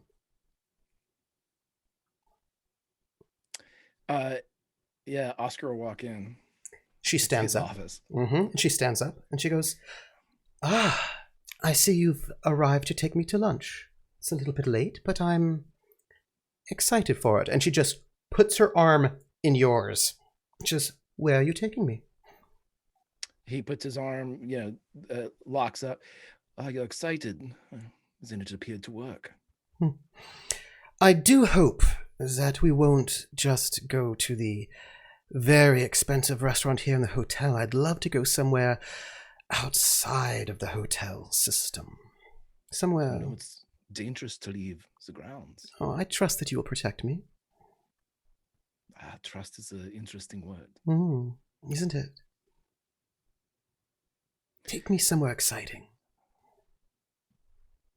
I have just the place. Excellent. We have a He's gonna lot take to her to talk Bricktops. about. Oh! And as you maneuver through the city and you come across into Montmartre, the old Bricktop's now a place run by someone's mortal enemy. But with that, my friends, we're going to go on break because we have a little bit of a break to take, and we're going to find out what happens when we come back. I would like to thank you for our raiders, and thank you for everyone for being here. When we come back, we're going to find out how they're going to plan rescuing Frieda, what Colette might have to say, and how the meeting between the prince and Oscar will go. All right, everyone. Stretch your legs, drink some water. We will be back in 10 minutes. Oh, wait. We just got 300 bits in from Rissa, our amazing mod. And thanks, I want you to know all of these bits goes to help to pay this cast. Thank you very much. And the message is these bits are just because. Just because I feel like, yeah. I'm not going to say anything about that conversation that might happen at the former Bricktops, but it might be interesting. That's all. Stretch your legs. See you soon, everybody. We hold these truths. Against unreasonable searches and seizures shall not be violated, and no warrant shall issue but upon probable cause supported by oath and affirmation, and particularly describing the place to be searched and the person or things to be seized.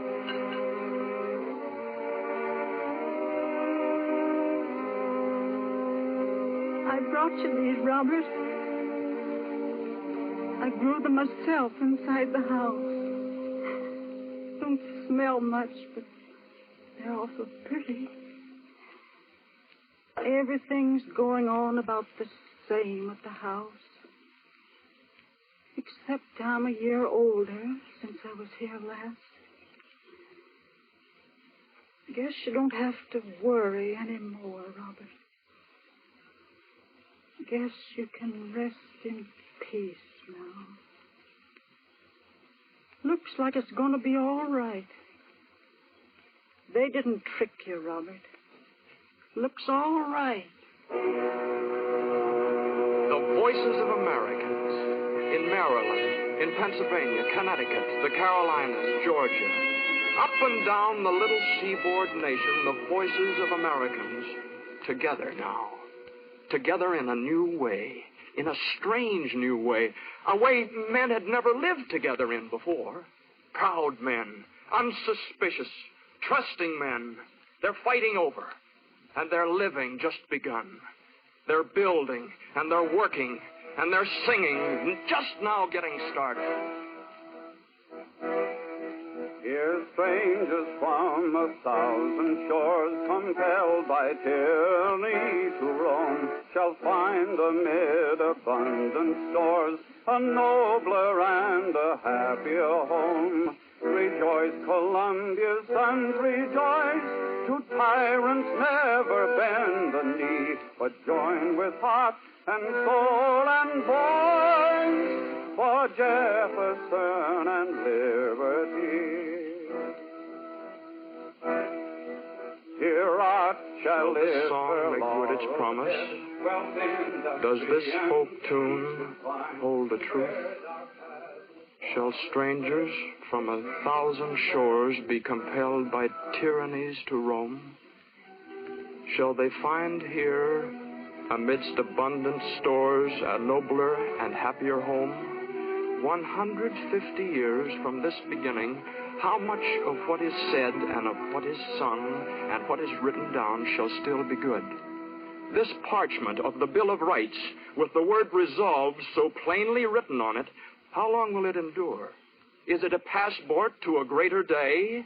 Will future generations read it, sanction it, and pass on it? Will children's children live by it, work by it, and profit by it? Look it over. Look it over. It is new. The parchment shines. The text is easy reading. The words are not yet worn with trial and experience. The writing's fresh, the meaning's clear. The parchment gleams in the December sunlight like a burnished shield upraised against oppression. Amendment 5.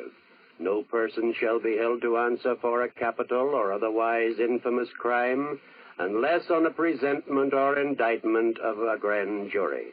Nor shall any person be subject for the same offense to be twice put in jeopardy of life and limb. Nor shall he be compelled in any criminal case to be a witness against himself, nor be deprived of life, liberty, or property without due process of law. Nor shall private property be taken for public use without... Let's go ahead 150 years from now. Let's rush headlong, unstopping down the corridors of time. Let's go ahead to 1941. The writing dims. The parchment cracks and curls up at the edges. The splotch of time is on it. And now it's in a case in Washington, D.C. It's in a case behind a pane of special glass protecting it from the light. You see that tourist bending over it there? He's trying hard to make out the writing. He's tracing the rights of persons accused of crime. Amendment 6. In all criminal prosecutions, the accused shall enjoy the right to a speedy and public trial by an impartial jury of the state and district wherein the crime shall have been committed, which district shall have been previously ascertained by law, and to be informed of the nature and cause of the accusation, to be confronted with the witnesses against him, to have compulsory process for obtaining witnesses in his favor, and to have the assistance of counsel for his defense. Where does this tourist come from? Oh, maybe from a place undreamed of when the Bill of Rights was born. A land as far away from Federal Hall as Europe. Oh, California. What lies tonight between that place and here? 24 states without a yard of fenced-in border. 130 million people. People working, people resting up to work some more. People working in a mighty unison to prosecute a war. All right, now let's move along. Let's move among them. Let's hear them living lives and thinking thoughts and giving off opinions. Let's see now what they have to say 150 winters after Richmond. Let's see what happens to the Bill of Rights through their 33 administrations, 77 Congresses, and a half a dozen wars. Has anybody anything to say about the status of men's rights December 15th, 1941? I have something to say, if you don't mind. I'm in jail tonight, but I'm joining in your celebration and cheering as hard as anybody else. Uh-huh. Well, if you don't mind my asking, Well, a trumped-up charge. The old routine in the city. And I'm getting out on bail tomorrow, and when I'm finally tried, it'll be by a jury and in public. And none of this Gestapo stuff. Not that they wouldn't try it if they could, but that little 450-word matter you're celebrating tonight stops them short of that. Yeah, well, what did they chuck you in the clink for? I mean, what the charge? Making a speech for the fusion party against the mayor. First, we hired a hall, but they took away our permit. Said the building was unsafe under an old fire ordinance. So then we went down to Garrison Square, where no permit is required to speak in public. And within 10 minutes, we were on our way to the police station on charges of blocking traffic, disturbing the peace, and inciting to riot. Oh, it's a fine thing. Yes, but listen, we'll beat him. He's scared of us. He's scared the people will find out the truth. And with good reason, because when they do, he's finished. That's why he doesn't want us to be heard. Uh-huh. It's only the crooks and the frightened little big shots who need to shut up their opponents. That may work all right in some other countries, but not here. Yeah, well, how are you going to beat him? Well, there's such things as rights on our side. And not even the mayor's machine is powerful enough to stop us. We'll fight that fight on every front. Carry it to the highest courts if necessary. And we'll win. Is this the talk of servile men? Of tamed and gutless and obedient men? Is this the kind of talk you hear from slaves and witless followers? No, not quite. Not exactly. This is what they meant in Federal Hall, and what they voted for 150 years ago today in Richmond. Those 10 amendments are not dusty statutes loafing in retirement. They're a pep talk to the fighters and a fortress to the undefended. They double bar the front door of the home against culprits and searching parties. Stand the drinks for everybody toasting freedom. And of all things, they are not a set of legal clauses, dry and dusty. Although that's Amendment 7, that makes us wonder. Amendment 7. In suits of common law where the value in controversy shall exceed $20, the right of trial shall be preserved, and no fact tried by a jury shall be otherwise re-examined in any court of the United States than according to the rules of the common law. Uh-huh. Well, except for that, not like a lawyer's brief at all, but mostly like a kind of a freestyle ode to liberty. 10 verses long. Amendment 8. Excessive bail shall not be required, nor excessive fines imposed, nor cruel and unusual punishments inflicted. That's treason in most of your sentiment like that today. Amendment 9. The enumeration in the Constitution of certain rights shall not be construed to deny or disparage others retained by the people. Do you notice how many times it says the people? Well, now, can it be because it means the people? Yeah, it can. Amendment 10. The powers not delegated to the United States by the Constitution, nor prohibited by it to the states, are reserved to the states respectively, or to the people. Powers reserved to the people in the Bill of Rights. How the mighty and the proud have fallen. Why, King John, who threw a fit when barons made him sign the Magna Carta. Barons, mind you, were heedless of the common people. John, the tough old monarch. Well, he would have died 1,000 deaths of apoplexy if he mentioned of the thought of it. The Pharaohs of Old Egypt. masters of the blackest arts of slavery. They would have crawled inside a pyramid and shut 147 secret doors behind them in a panic. A promise is a promise. Has America's been kept? Has it come through peace and war untarnished and unbroken? Has it worked, and is it working? For the people and by the people? Is it going anywhere from here? Are the rights the right rights? Are they rolling? Do they punch them? Do they click? Well, who knows the answer better than the people?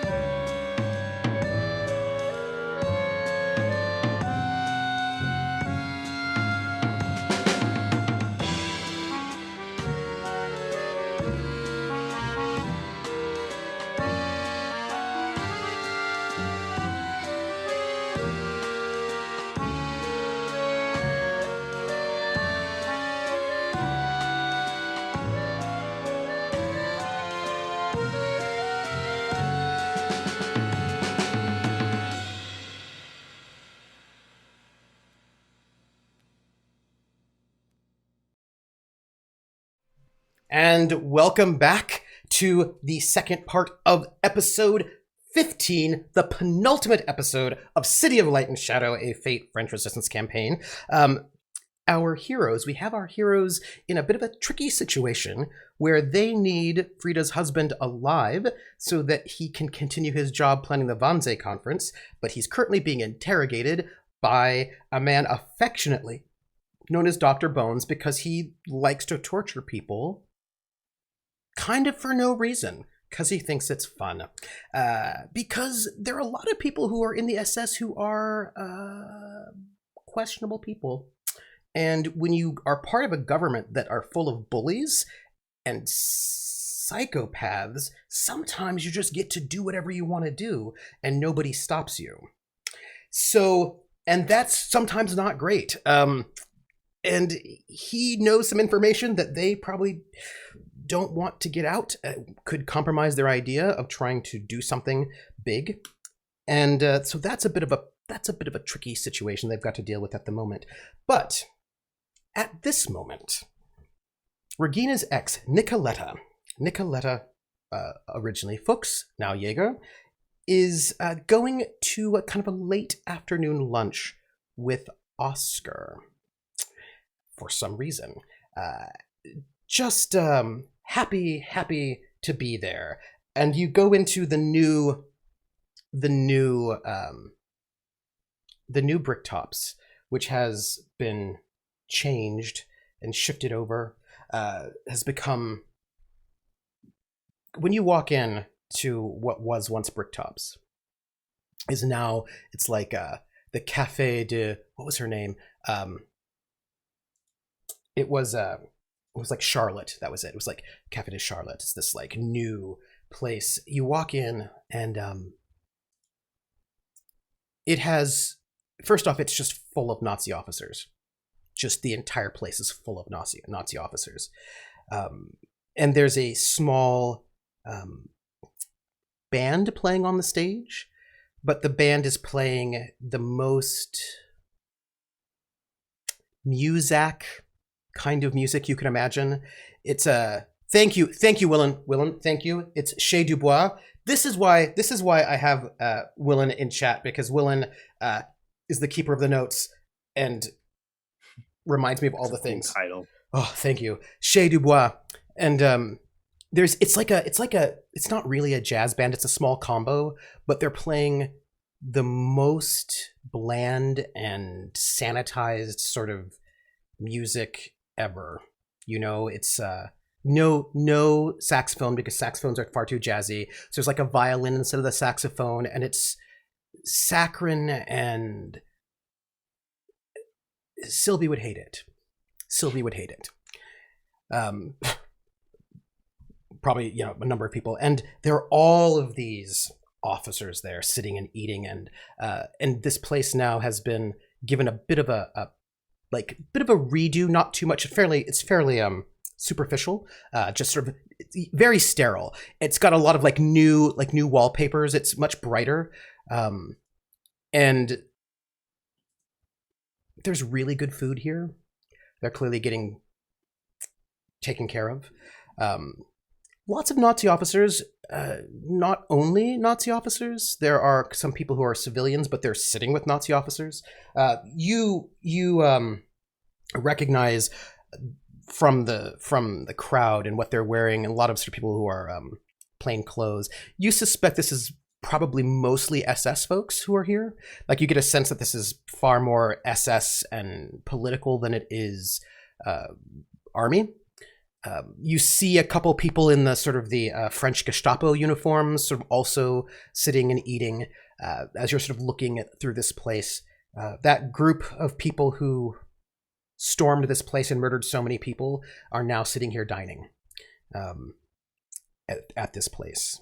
And she sort of happily comes, and this woman sort of swoops in grandly, and she goes, "Ah, so lovely to meet you all. Let me give you a seat." And she sort of brings you over to a table, and she gives you these sort of menus. And she says, "Now, this is, of course, an entertainment place. We're not really a restaurant, but we do have some very, very nice food." And you know Bricktops. You don't have a full kitchen. So whatever's going on there is going to be probably somebody's probably working real hard in that little mini kitchen you have to get this stuff going on, and it's probably somebody's probably having a sad life as she seats you. The menu, of course, is somewhat limited, but there are some steaks which is like a big deal. So you can get sort of meat, some vegetables, some kind of it's not the fanciest, but fancy enough for this place. And she leaves you with them, and she looks at you, Oscar, and she sort of gives you a look up and down, right, from your feet, in a very objectifying way, from your feet up to the top of your head. And she smiles, and she sort of she makes a note for the future. She notes you as she... I note her as well. Yeah, she's assessing you. I do the exact same thing. She looks me up and down. I really just creepily do the same thing back. Oh, interesting. She takes your creepy stare, and it makes her more interested. And she heads off, leaving you at the table. It's sort of like that, sort of like the super creepiness of it gives her a bit of a confirmation for something that she was pondering. But she's going to have to wait. She cannot talk to you right now because you're clearly in company. And Nikoletta just kind of sees that exchange, oh, well, that's... And she says, "So, we have some things to talk about." Such as? We're friends. Sure. Considering how much I've done for you. Keep you safe. Now we are here together in the city of light and love. And you are... Sounds like it's the beginning of a story. Perhaps. I know that you and my dear Regina are in, well, Holgar, a bit of a tricky situation. I imagine somewhat unstable, perhaps a bit unsafe, but I want you to know that I personally will do everything in my power to make sure that you and Regina are always safe and taken care of, and I want you to know that you have friends and allies here in occupied Paris, and I would like you to think of me as a guardian angel. I already do. Good. That makes me happy. I would hate to think that, well, there would be anything that might come between us. She's going to make a rapport attack against you. She's not trying to seduce you, so she's not going to get her +2 from her stunt, wherein she gets a +2 to rapport whenever she's seducing people. But could you roll will? Sure. What would you like? Oh, by the way, I get my fate points back. It's a new scene. What would you like to do about that? She's currently beating you by 4. What does it happen if I don't do anything? Take 4 stress. Mental. Yeah, we're not gonna do that. I mean, you have it. You have the stress slots. Yeah, we're still not gonna do that. Let's see. She's good copping you, just a little. Because you know how she is. Okay, I have a free invoke for being the golden boy. So if this is whatever type of threat that she's making. No, she's good copping you. She's good copping you. Right. What I'm saying is, I can protect you. I can protect you. I can protect myself. That is fair. That's the golden boy that I would like to utilize. And then I will spend one of my fate points because the show must go on. I see how it is. All right. Okay. If you want to be that way, I will take it. You tie on that one. That is just going to give her a boost for just a little boost for her next weigh in on you. And your golden boy is gone because you've used all of them. Right. I have it erased. Please go on. Is it my turn? Okay.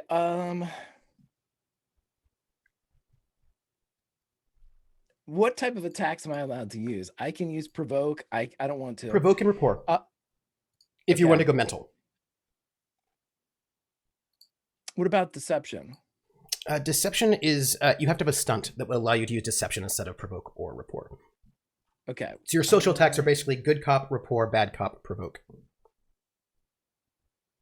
And she's not considered Parisian entertainment people. She is not. Shit. Okay. All right. Well, then what I would like to do is on my turn, I would like to create an advantage if that would be. Please do. I would like to I want her to know, because we established this before, and I have a free invoke that I'm keeping where she respects Oscar because of the end of that when she using that but not using that yet, but you going off that narratively, I want to create an advantage that makes her start doubting just how much she can do for me. Because I have already, in fact, here's what I would like to do. I would like to create an advantage because I don't know if you know it or not, Trooper. When my boss was talking to me back at the office, he said, at your party, the prince was there. Your, as in Hogar's party. I want her to have heard that. Okay. So I want her that to keep in the back of her head. That's how you we're did playing make this. the speech. Yep, You made yep. the speech. You did. He You wasn't did. there. Hell yeah, that's awesome. So that's the advantage that I'd like to do. And can I roll my perform for that to see if I can? Because it's a good Nazi move. That lets you use perform rather than deception. Deception. Okay, go ahead. Yes. Superb. Good. Nice. Trooper, for the first time ever, has no fate points. No. I got my fate points back because I get them every scene. Oh, damn. Oh, yes. Yes, indeed. I get my fate points back. But do I want to... Yeah, I have a free boost, which she will use to bring that up to 5 to tie you. Which will just give you a boost instead. will give me a boost, Yeah, right? but you don't get the aspect on her. Okay. I'll just take the boost then. Yeah. And she looks at you, and she thinks about it. She goes, "So, I am concerned about something." Oh, do tell. I'm concerned about Regina. She seems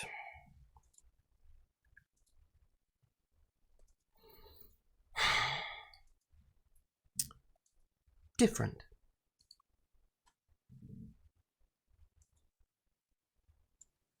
Time changes us all. Yes, but I think she might have some wrong ideas about me. What ideas should she have? She should have the idea that I am her friend. Her guardian angel. Yes. I think if you understand that I am a friend, you can help make her understand that I'm a friend. He leans forward. May I ask you a question? Of course. This isn't it, but you know Regina, yes? Yes, I do. Then the question is, what makes you think that anything I would say could influence Regina?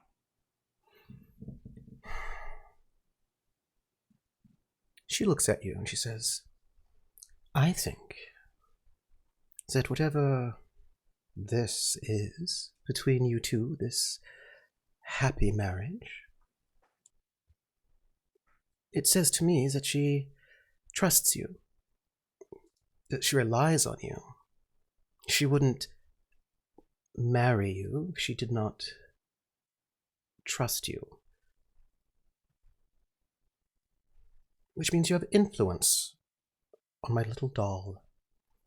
And so, I would like you to use that influence to bring me back into her heart, because, whether she believes it or not, I really do only want her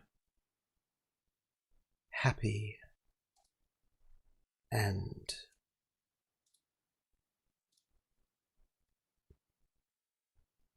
have things back to something pleasant. And there's so many things that can make life unpleasant.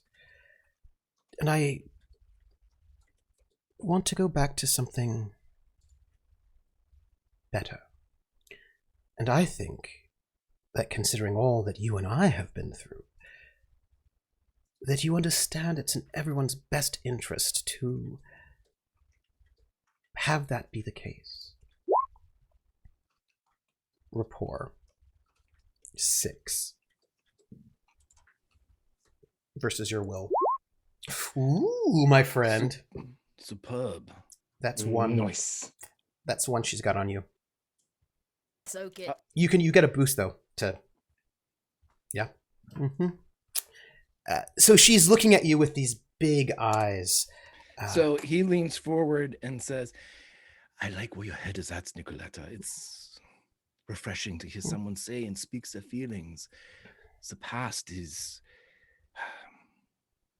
It is a destination that one cannot often travel to, but it is still there, despite what the authors say about not being able to return to it. But unfortunately, we live in a world that you cannot buy things with the past or the present or the future. These are not currencies that we hold. But this relationship that you wish to cultivate with Regina, this is something that can be bought. There's a price for everything in this world. Do you know what my price is, Nikoletta? What is your price, Holgar? The blade.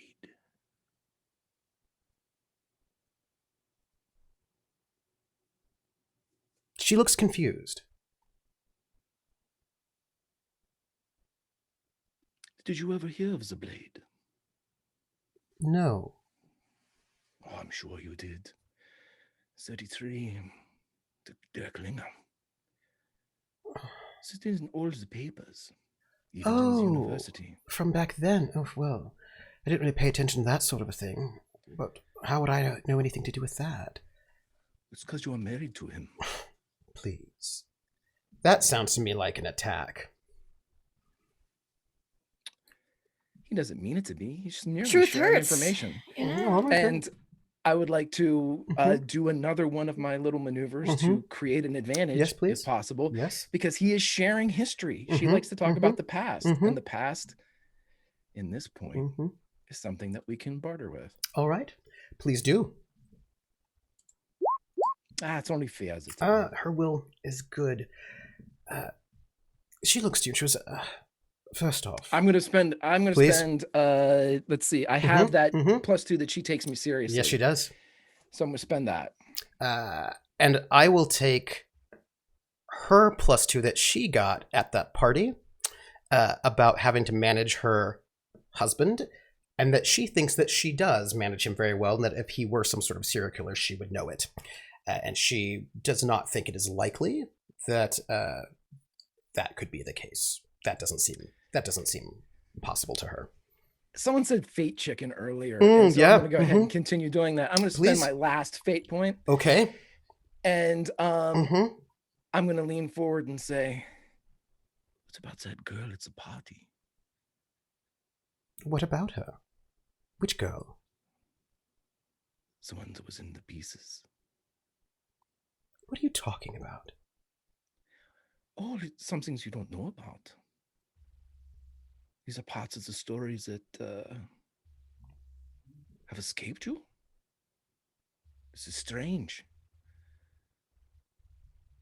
Perhaps you need a guardian angel. You get the advantage on her with that fake chicken. I'll pay for it. And what would you like to name it? Dawning of the Blade. All right. Oscar, you have Dawning of the Blade.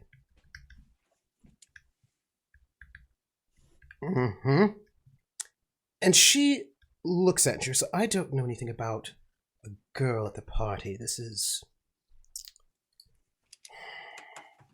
strange. It is. I'm glad we had this lunch. We are sharing and exchanging all sorts of information that will protect one another as friends.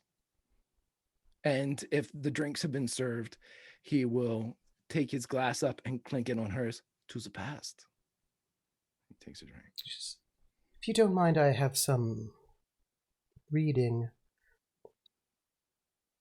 She gets up. She says, "Think on what I've said. I would like to ensure our continued friendship."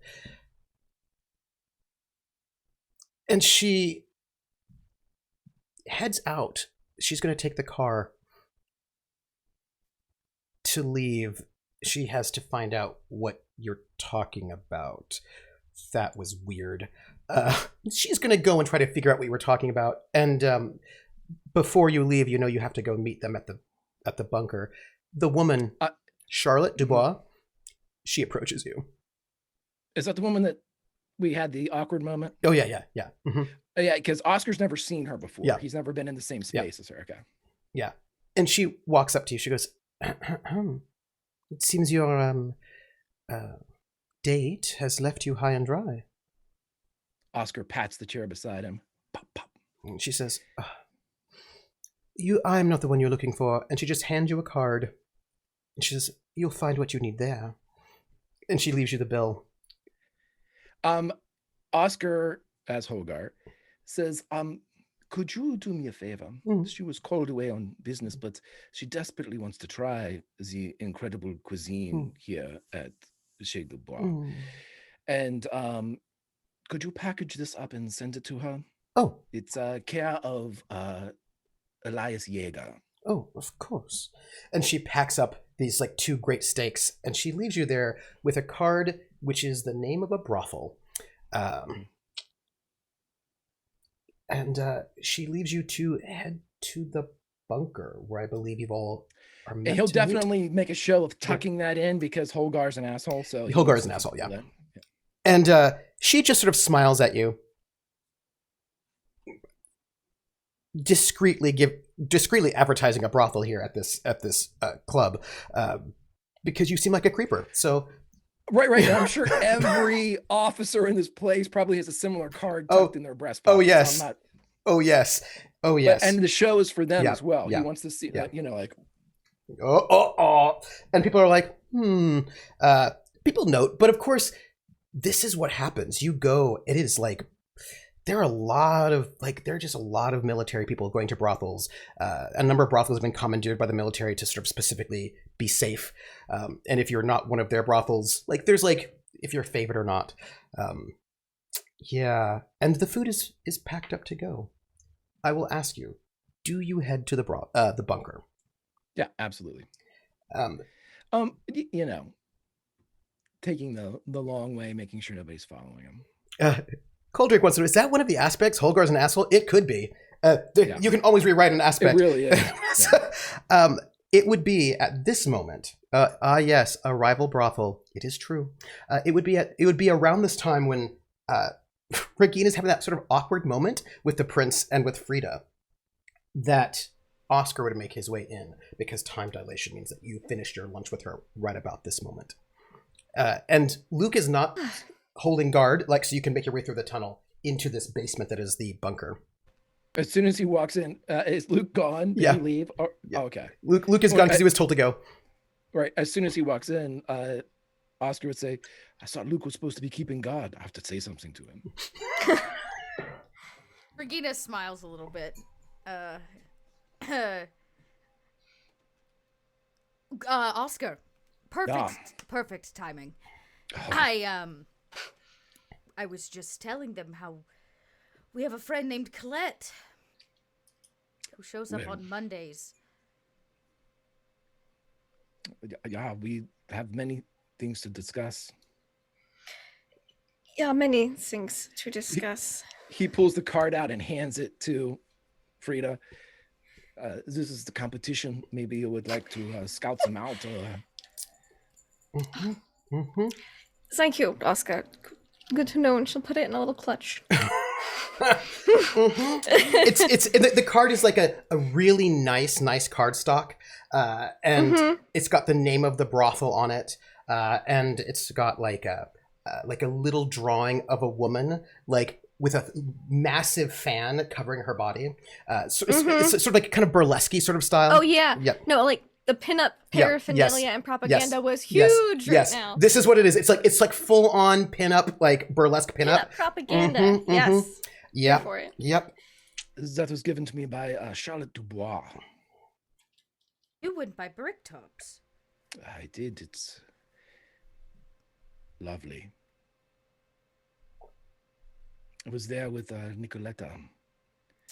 Apparently, I had the lunch dates that I was unaware of. Well, you survived, so she didn't eat you. We spoke of the past. Wonderful. Something that's... We will discuss. Just nothing earth-shattering. I'm sure you already know. Yes, if it's her, it's earth-shattering. Well, this morning has been sufficiently awkward. Oh. And he looks over at the prince. I'm going to need you to come into the propaganda department to make me look like a big shot. You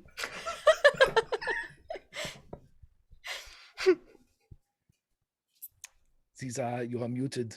This is not a good way to get into radio. Yeah.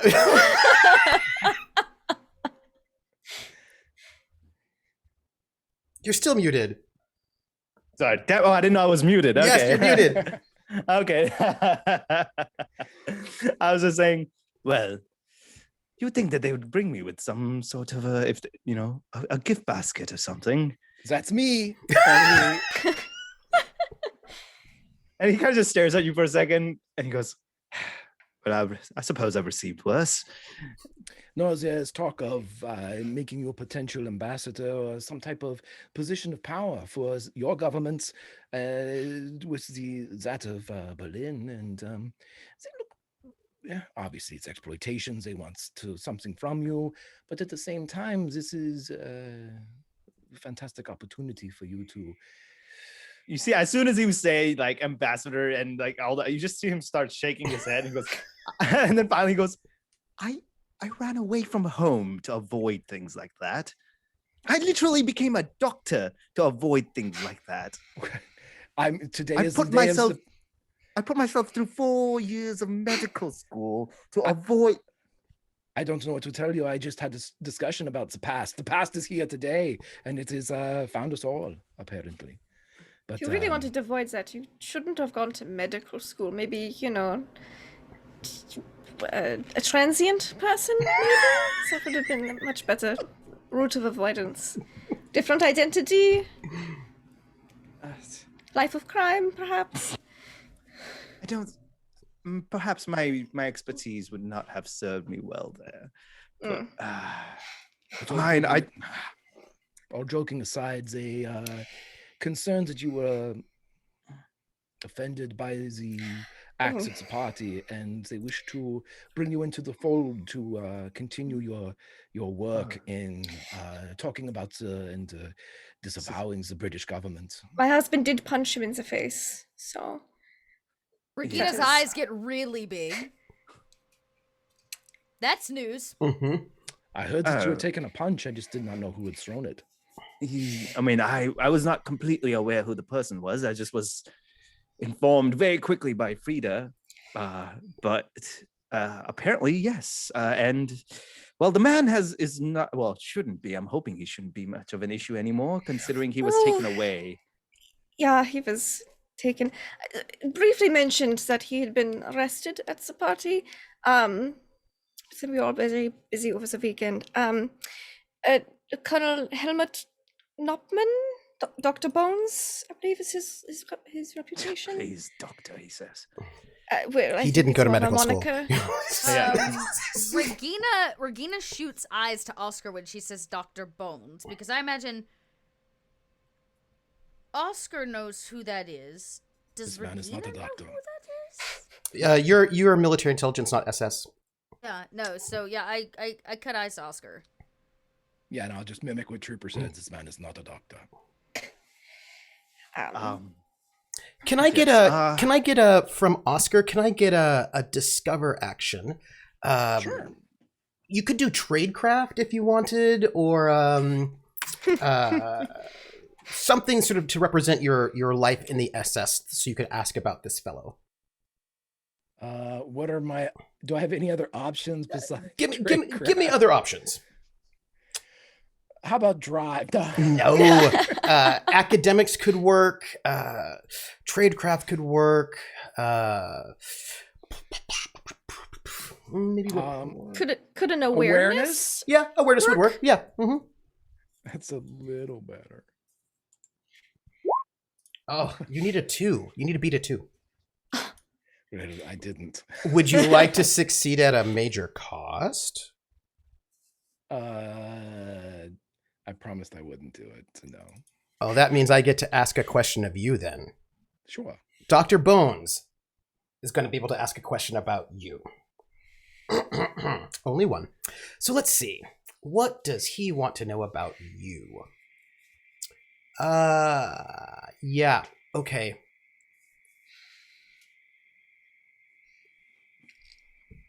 So, reports have it that SS agent Oscar Müller died. I feel like he's going to want to check to see if that's true. Did Oscar Müller actually die? There was a body. Yeah.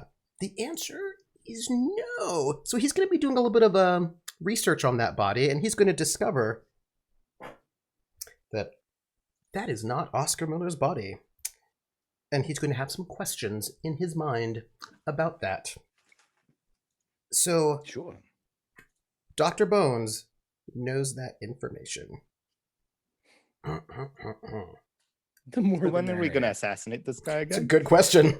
Yeah, continue on. One step at a time. And I will say that you don't know much about Dr. Bones. You know that he's the head of the SS here, but you actually hadn't heard much about him before this, right? Like you'd heard that he only in Fate can somebody bring up a name and your character goes, wait a minute, do I know anything about them? And all of a sudden you get in trouble. You try to recall a bit of information and you get in trouble. You get in trouble. But how dare you remember? You could have succeeded at a major cause. That would have been different. But I will say that that you actually don't know him from like Berlin very well. Like it's not like he's not a name that was like super well known back in your day. But he's now currently the head of, and he's been the head of the SS for a while. So and you know that he's got good connections, but he's not like a big name. So it's kind of funny that he's in charge of things here. And he likes to get his hands dirty. He's a superior to Elias? Yes, he is. He is the head of all of the. They renamed it the RH, like the Reich Security Organization, but you can call it the SS, and he's the head of that. And under the SS, you've got the Gestapo, you've got the security police. Like they're a couple different like political police forces that fall under the SS as a whole. And so he's in charge of the entire SS, and he's Elias's boss. Gotcha. Okay. The Gestapo are the secret police, but then you've got like political intelligence. You've got like the upfront police, political police. So you've got a bunch of, and the SS are more like up in your face. The Gestapo are secret. Yes, so just Oscar would share all of that he knows that, you know, that this is a elevated position over Elias. He's not that big. He's not that well known. He's definitely not a doctor. Nope. That type of stuff. But you did learn at the party that what you'd all learned at the party was that he got in trouble, that the head of the general in charge of France, Stuppnagel, got real mad because it turned out that Knochen was the person who bombed all those synagogues. He bombed the synagogues secretly to sort of blame communists and Jews and bring in.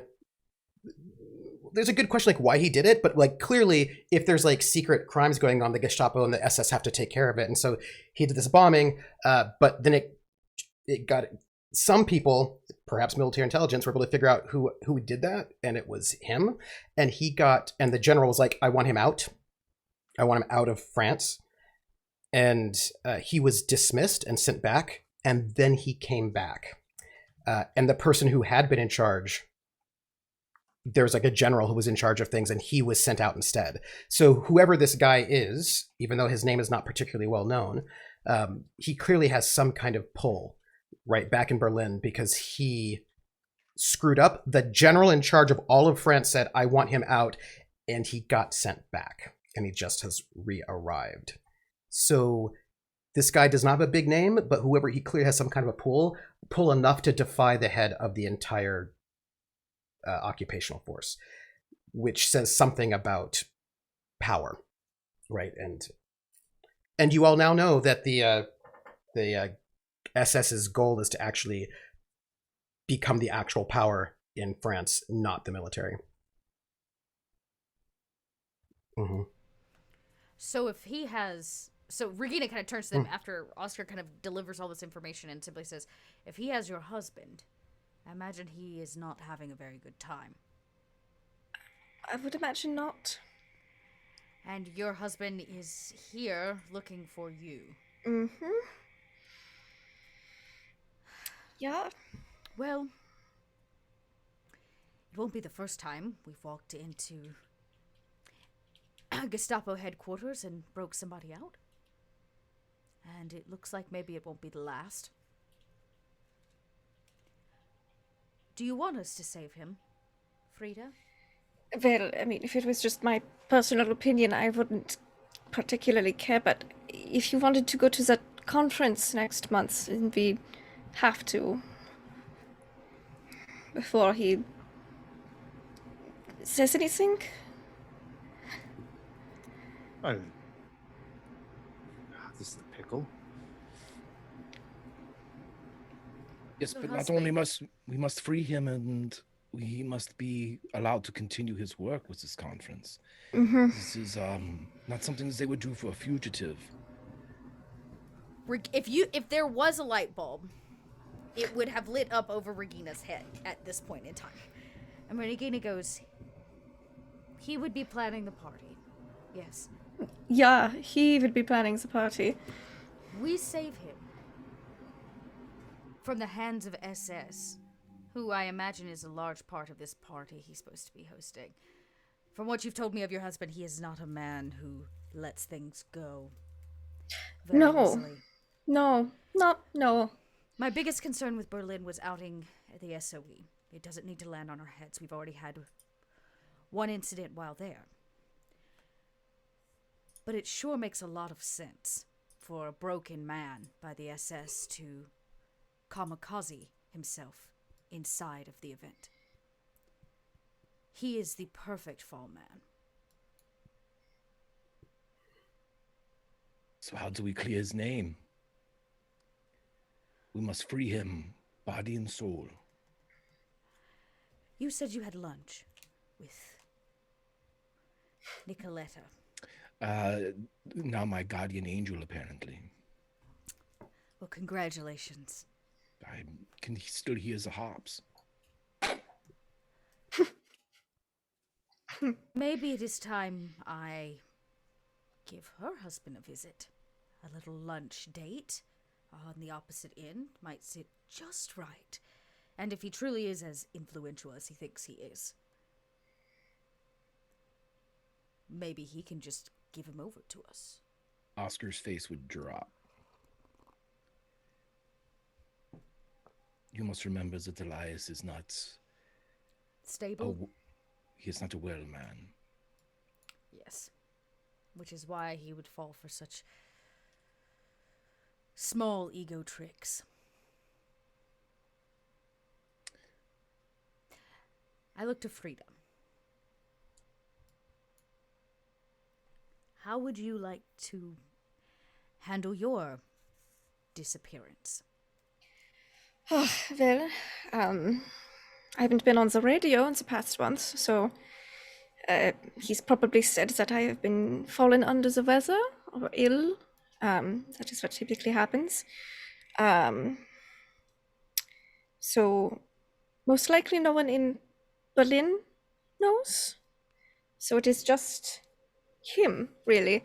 So we just have to convince him that I have been kidnapped in order for him to be most cooperative, but it could be a boon that if more people knew, and that an attempt to damage morale or something. I don't know, people think music is very uplifting on the radio, so that's why they keep having me on. Perhaps a ransom or something. It could be issued very shortly before my rescue. We do have some communist friends. Well, we are going to know that someone is going to be on the radio very soon. And he indicates the prince. He just stares at you for a second and just... Because if it gets drummed up to enough extent, my influence might help ease up his holding in jail. They might... So what does a poor woman to do without her husband? As much as I'd like to say I am a good communicator, that is false. So Oscar laughs for the very first time in this campaign. Oscar absolutely laughs in this present 1941 when Regina says that. As humorous as that may be, I am not the ideal candidate to write such radio-based propaganda. But if you think, do you think it would help apply pressure to have him released? Love the idea of a ransom. And if the head of propaganda and his wife and his mother, whatever, whoever else we can get into, was the rescuers, I'm sure that would make you all look very good as well. Yes, I suppose I can write something up. I mean, technically, I did happen to write something to get me here, didn't I? We can work on it together. Sure. Although I do have one stipulation. Perhaps this might help sweeten the deal a bit. He turns to Oscar and he goes, could you perhaps tell them that I was very reluctant still, and he said that you could tell them I said that, he was missing his home and that he did want to go back to start up a clinic there. And perhaps if we could use that as an angle to get us Dr. Hannah's clinic, maybe that, two birds with one stone. We get you for the low price of a clinic that you're going to run. I think that they're going to go Well, for it. I mean, not just a clinic. I mean, perhaps a more well-stocked and well-funded would be nice to help make sure my clinics are, at peak condition in such a time. I'm sure they can provide. Coming out of Dr. Bones' hands, we're going to need a medical professional to help.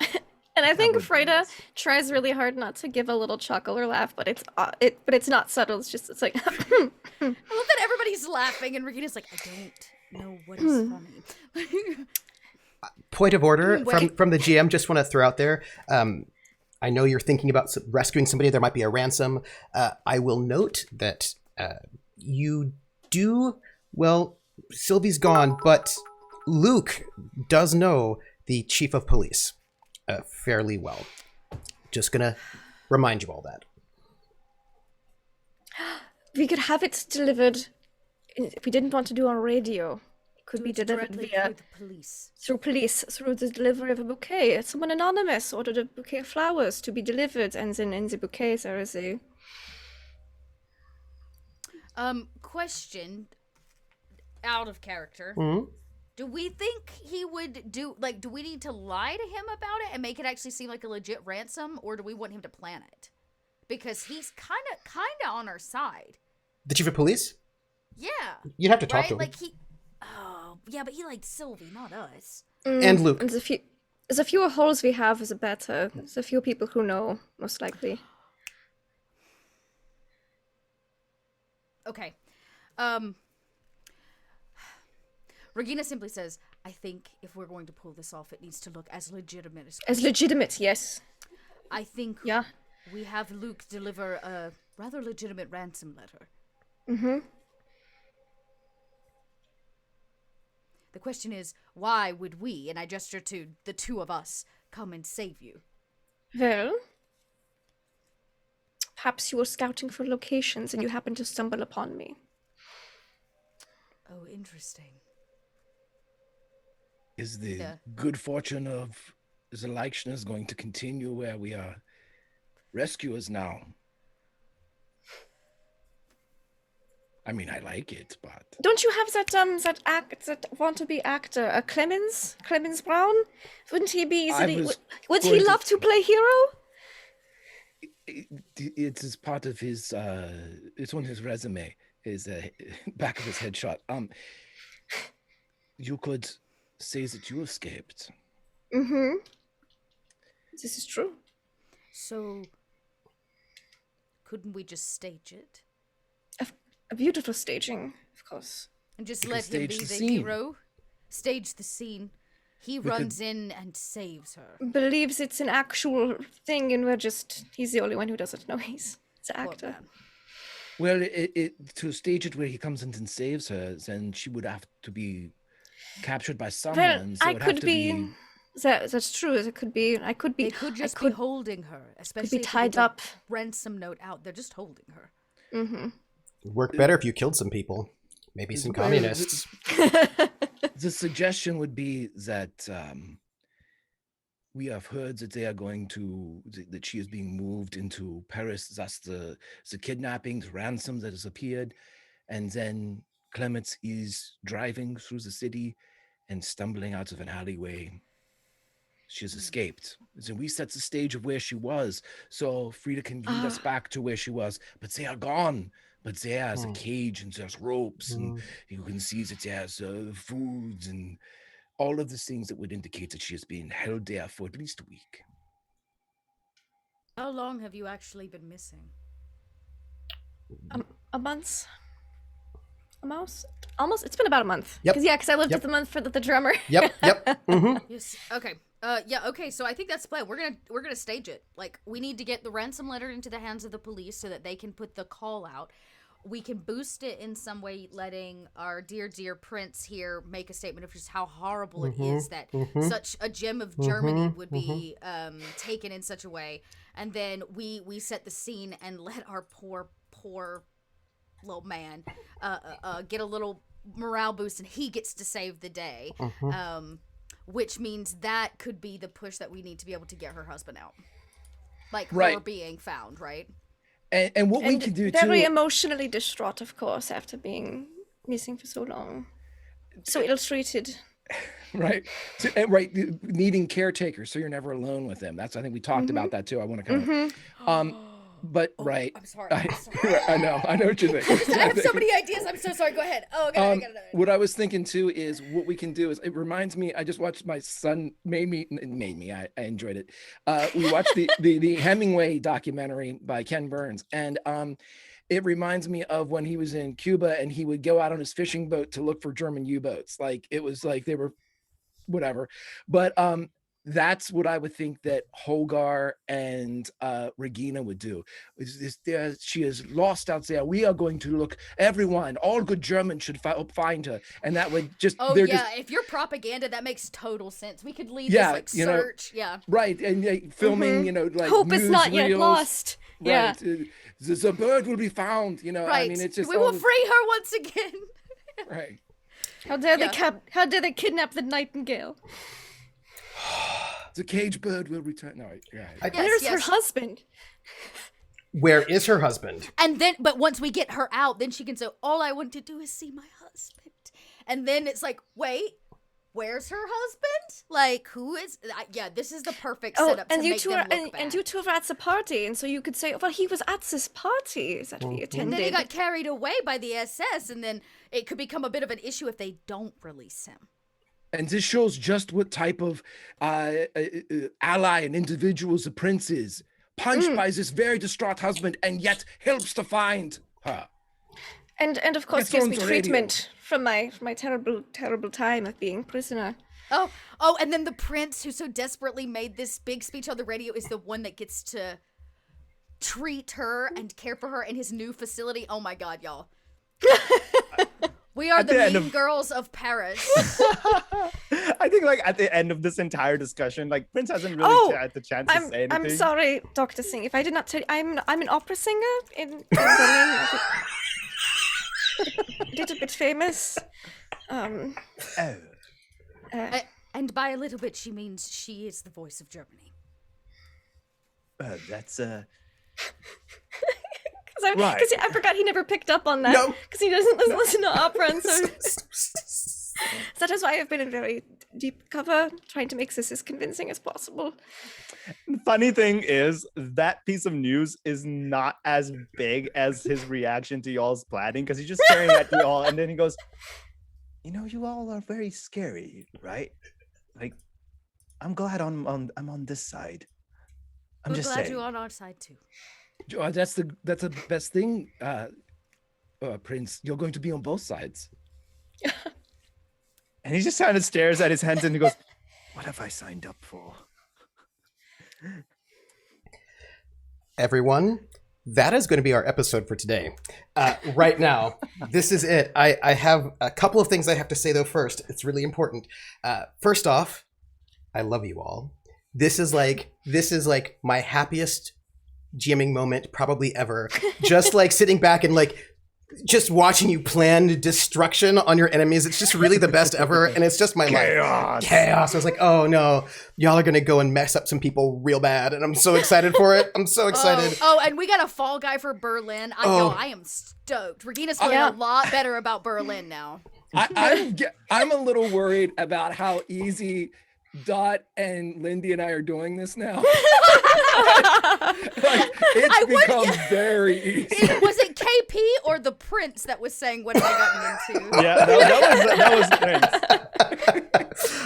But I also think that the idea that the person who actually sort of the prince was the one who said, "Hey, that guy's a problem," and if he's like, maybe like I forgive him, like that's like, like his words would be very influential. And I'm well, he was just distraught after his wife is missing, and so. Oh, I love you all so much. Oh, we can even put in the ransom that he wasn't supposed to say anything or they'd kill me. And that's why he didn't really just broadcast it. Yeah. I'm so excited. I am just so happy right now. I can't even explain it. First off, I want to thank everybody who's been watching. You all have been amazing. I'm so excited for the shenanigans that are going to happen next week, which is our finale. Next week is our finale, everyone. And I believe next week they're going to have to rescue Frieda so that they can get her husband out of the SS's hands before he rescue Frieda to rescue her husband. Yep. So that, they can get him out before he gives up the goods, which is that, trouble. And we are ending early, but there's some post-show work that people got to do. So there's things I have to tell you before we go. Oh my gosh. One. Ooh. We just got some bits in from we just got 200 bits from Rissa 10 minutes ago for KP's idea about getting a clinic, which will be very, very helpful, I think, for them. And we just got 2,000 bits. Thank you, Draftir, or Dr. Aftir. It's really unclear if you're a Dr. Aftir or whether or not you're Draftir. I don't know. Either way, we could have more doctors. Says, thanks for the great episode, y'all. Thank you for those bits. That helps me pay the cast. Thank you so much. Y'all, cast, don't listen. Y'all, this cast, they're on fire. I can't even tell you about the madness that's going to happen next week. I can't wait to find out. I can't wait. Ooh, Willen just gave us 100 bits who says, ooh, thanks all for another amazing episode. Great planning. Look, that's the best part of a spy show. Player planning. That's like my favorite thing in the whole world is to see players plan. I'm like, oh, so excited. Players planning. It's the best. They have done a lot of things, and Greg was like, oh, I think something's coming. I was like, oh yeah, it is clearly now. Like, I'm so excited. So I did want to make an announcement. Rissa just asked this question, are we getting a season 4? Or is that still to be determined? And I don't know. I mean, we can't have a season 4 unless the players wanted to do it. I mean, if the players didn't want to do it, then we just couldn't do it. I don't know. It's it's not in my control. I mean, it's really, I might have asked them, and they might have answered me. I don't know. I don't. Guess you'll have to find out at the end of next episode. Oh no. Yes, we're going to have a season 4. We're having a season 4. And our season 4 is going to pick up in August. So I think August the 4th, I believe, will be when we start up again. They said yes. And when we get back, there's a serial killer. First off, I don't know why they assume Elias Yeager is the serial killer, even though he clearly is. But because he's the serial killer. And he's becoming a little bit unhinged. And that's all their fault, which is good. It's good. I'm just gonna keep poking that. Yeah, I'm not quite certain who it is or isn't good for. We did learn that Nikoletta did not know her husband was a serial killer, so that's interesting. We're gonna. There are things coming. There are things happening. I told y'all we were breaking that marriage up, didn't I? Oh, ooh.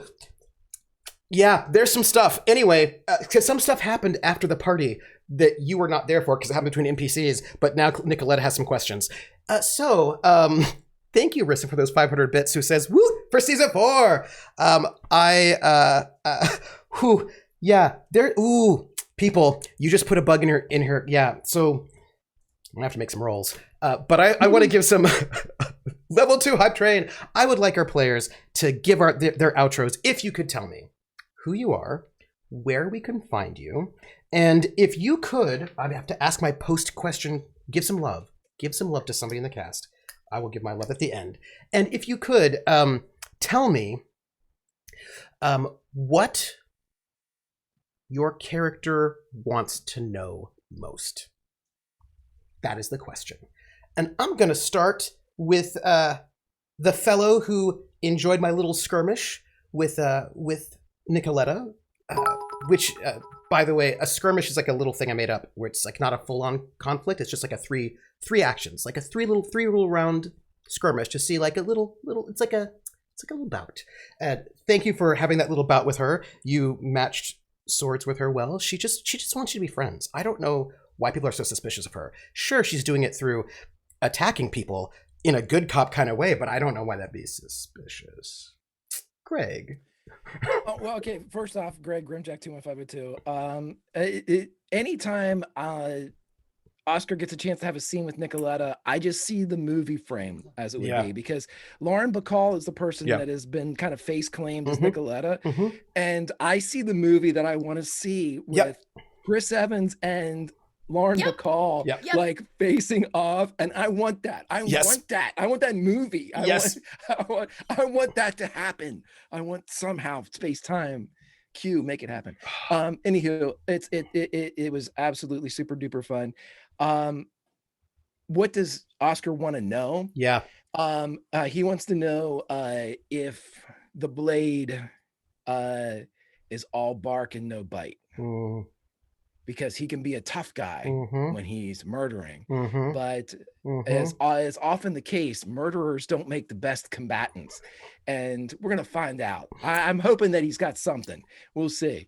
But my love that I'm gonna give is future love, and as Prince said, future love is always the best love.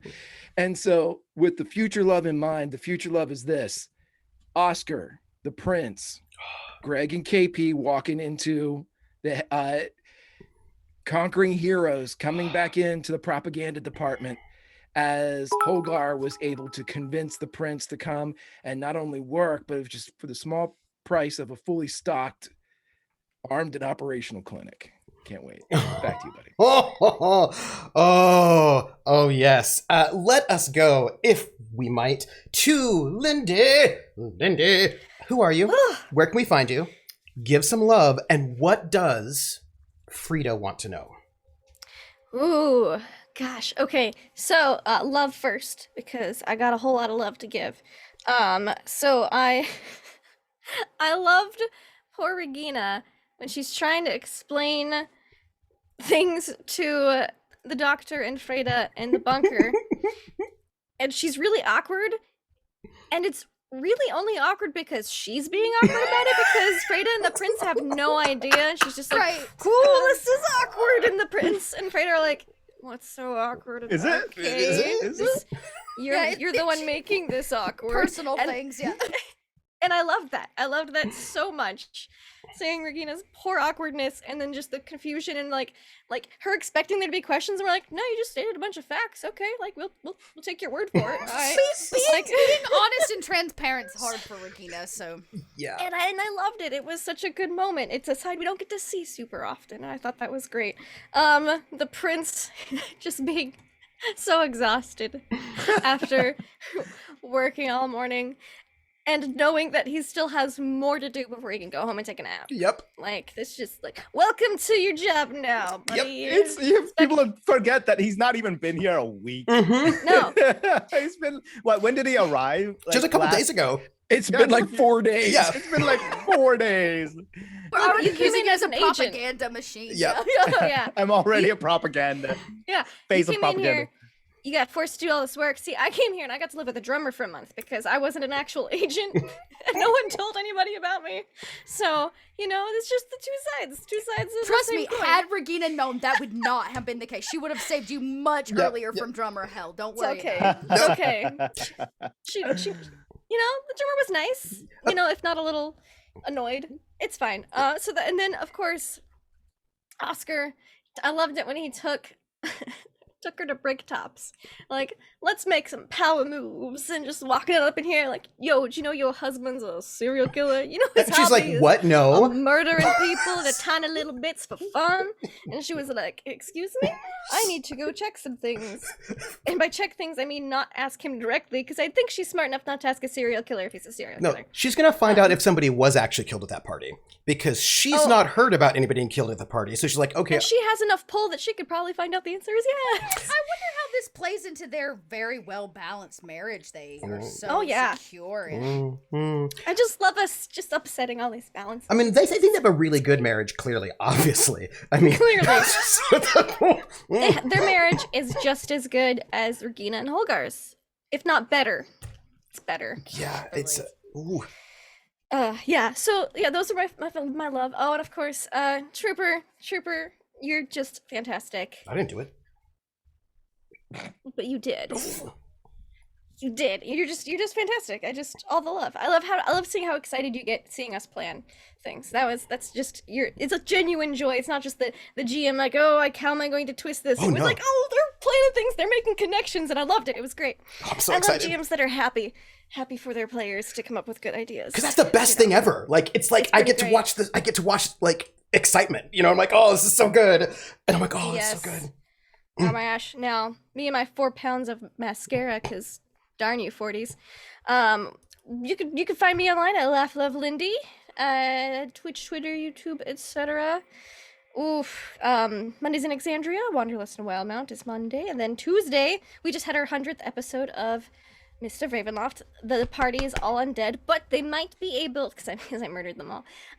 Well, Death did technically, and Asel. Anyways, they might be able to have some of them come back from being undead and be living again, and then immediately transition to another terrible fate that they don't yet know about. It's fine. Come check it out. That'll be fun.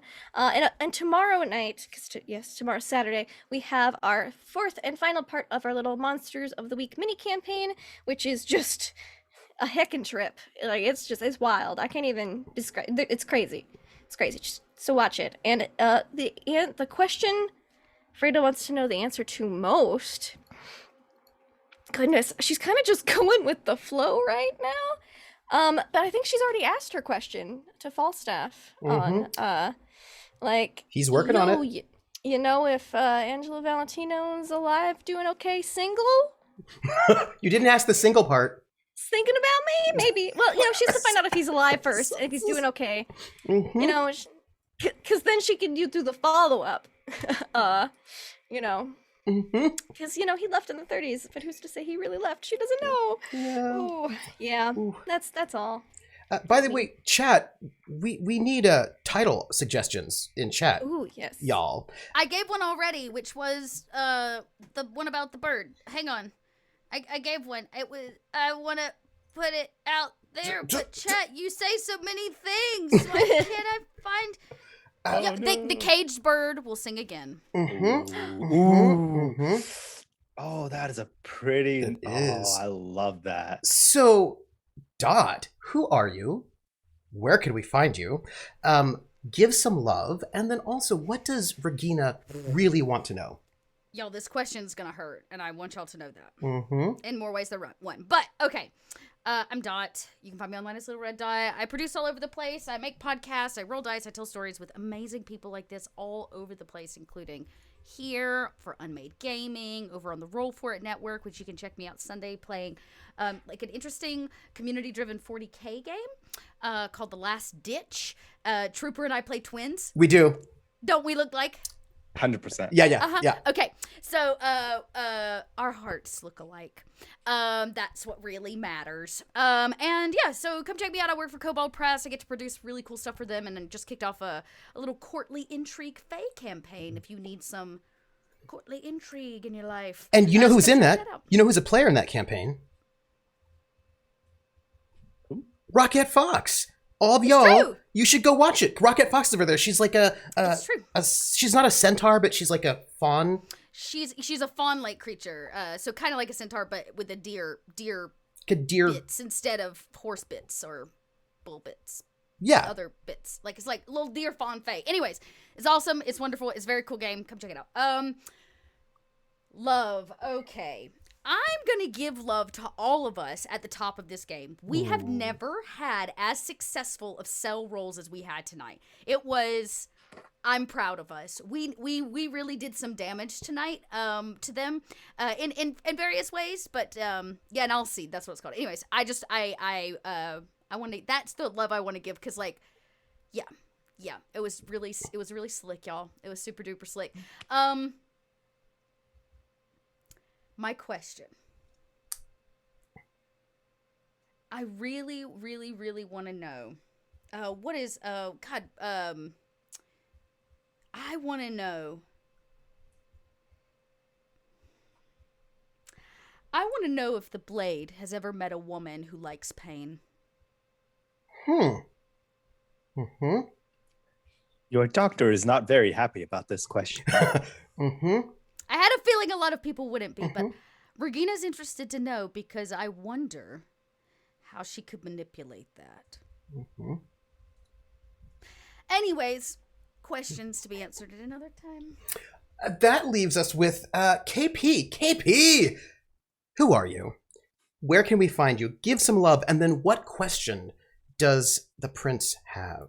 What does the prince want to know? Oh my gosh. Well, hello everybody. I'm KP. I go by KP11 Studios on all your social media. So Twitter, Twitch, Instagram, YouTube. Yes, all of those things. I am a photographer. I do cosplay and portrait photography primarily. I am a occasional cosplayer. I do Twitch streams, a little bit slow on that end right now. I just got a new job, so still figuring out my new schedule, but hopefully I'll be back on there. And if you enjoy anything related to Indian culture or gaming or just any of that kind of stuff, come check me out over there. I have many shows related to that. I've done cooking shows. I've done story time shows with my dad where we narrate various Hindu mythologies every Wednesdays. And he kind of goes in depth into them and talks about why they matter and what they mean, et cetera, et cetera. Outside of that, I also am, like Dot had mentioned earlier, I'm on Tuesdays on Unmade Gaming's channel on the Void campaign, which is Dot's our GM. And seriously, I am so lucky to be in a team of two top tier GMs, like seriously, Trooper and Dot. Y'all blow my mind every single time. And I cannot count how lucky I am to be able to have such amazing, like you guys set a bar that I am having a tough time imagining even being able to achieve. So yeah, if you guys want like space and shenanigans and just a bunch of people completely out of their elements and somehow figuring out how they can survive in a world that's trying to literally kill everything about them, go check that out. You can see Dot's statistics side as well, if you want. And see her as a reporter who's amazing, named Charity. And also, if you want to see like I already said statistics side. I was about to say I retired Charity. Oh, wait, already? And what does the prince want to know? What does the prince want to know? As far as what I mean, he's so brand new to all of this. I think that's like literally at the end of this, and I feel like both myself and the prince are in the same state. It's just literally, what the fuck is going on? Like he's just so in over his head already. At this moment he's kind of just reactionary to everything that's going on, because the moment he got in, he had to attend a party, and then at the party all these crazy things happen, and then as soon as the party is over, he had like a weekend of respite before he got dragged to a brothel to take care of all these patients, and then immediately now he's expected to become an ambassador for his country, and so he's just very overwhelmed. So he's just kind of taking it one step at a time, and I think it's just I don't think he really has any other questions except I don't know. I think his expectation is just not wanting to disappoint the team, and just finding his place in it is what's going to happen. What is his place in this team? And I am troopersjp. I'm your GM, and I'm going to say this: I have had Dot and Grimjack and Lindy as a GM, and they're all amazing. Like, I just want to say this is like a. Here's the thing: you want a table. I as a GM am so lucky and privileged to have a table of amazing RPers who, and I bet KP GMs. KP has that vibe. KP has a GM vibe. There's a vibe. Yeah, I get too nervous. Yeah, you can tell. GMs are just Anyway, just love. So you can find me what is today? Friday? You can find me tomorrow doing a double feature from 2 to 5 p.m. Eastern over at Table Story. I'll be GMing Midsummer Mysteries, which is a steampunk sort of horror game using Clockwork Dominion, which uses cards rather than dice. It's very cool. And from 6 to 9 over at Weave the Tale will be the finale of a 3-part Fate Tachyon Squadron sort of campaign, like a pew-pew, very sort of Buck Rogers. And then Sunday, you can see me being a twin with Dot over at Roll For It from 1 to 5 p.m. Eastern. We are twins, and we're going to, cause some trouble. And that's where you can find me all the places. But next week, 7 p.m., here will be the finale of Season 3 of City of Light and Shadow. There is going to be rescuing of Frieda. There's going to be springing Otto Voigt out so that they can maybe try to destroy the Wannsee conference in a month. And there's a serial killer. There's a lot going on that they've been poking some bears, and we're going to find out what the bears have to say about it. But I want to give one more surprise. Oh, sorry. Before I give the surprise, I'll forget the surprise. So I'm going to say this. I would like to also say Cleric of Cord donated 500 bits for Season 4 hype. Thank you. And Coldrake donated 100 bits with the message, "The blade, a butter knife?" Oh, we shall see. There might be. Oh, that would be such a great comeback. I have feels and plans. I'm gonna say this. I don't think I should because I feel like it's wrong, but I'm going to do it anyway. Y'all were so great today. I loved all of y'all using your factions to sort of go and undermine some people. I loved all the things you're doing. So I'm going to give you all a present. Oh. Yeah, I'm going to give you a present. I love presents. Yep. And it's a good present, not a murder present. Yes. Yes, Greg, that is correct. I will give you your breakthrough today rather than on the last episode of the season. Yeah! Yep. Greg is correct. Greg knew it. Greg knew. You will get a breakthrough today so you can level up for the next session. Oh, and that also means that Bricktops and the snakes and the working women also get to have a level up as well. Hell yes. Mm-hmm. Mm-hmm. Oh, although the snakes can't level up right now because they have consequences. They have to wait. That's it. Well, they just can't go up a level. That's all. It might be time for Regina to take some fighting. Ooh. What do you think her and Oscar do behind closed doors? Oh, wait. So you mean their marriage involves them fighting each other? Like fisticuffs? Mr. and Mrs. Smith probably stands the sex. Oh, but they're hugs sometimes.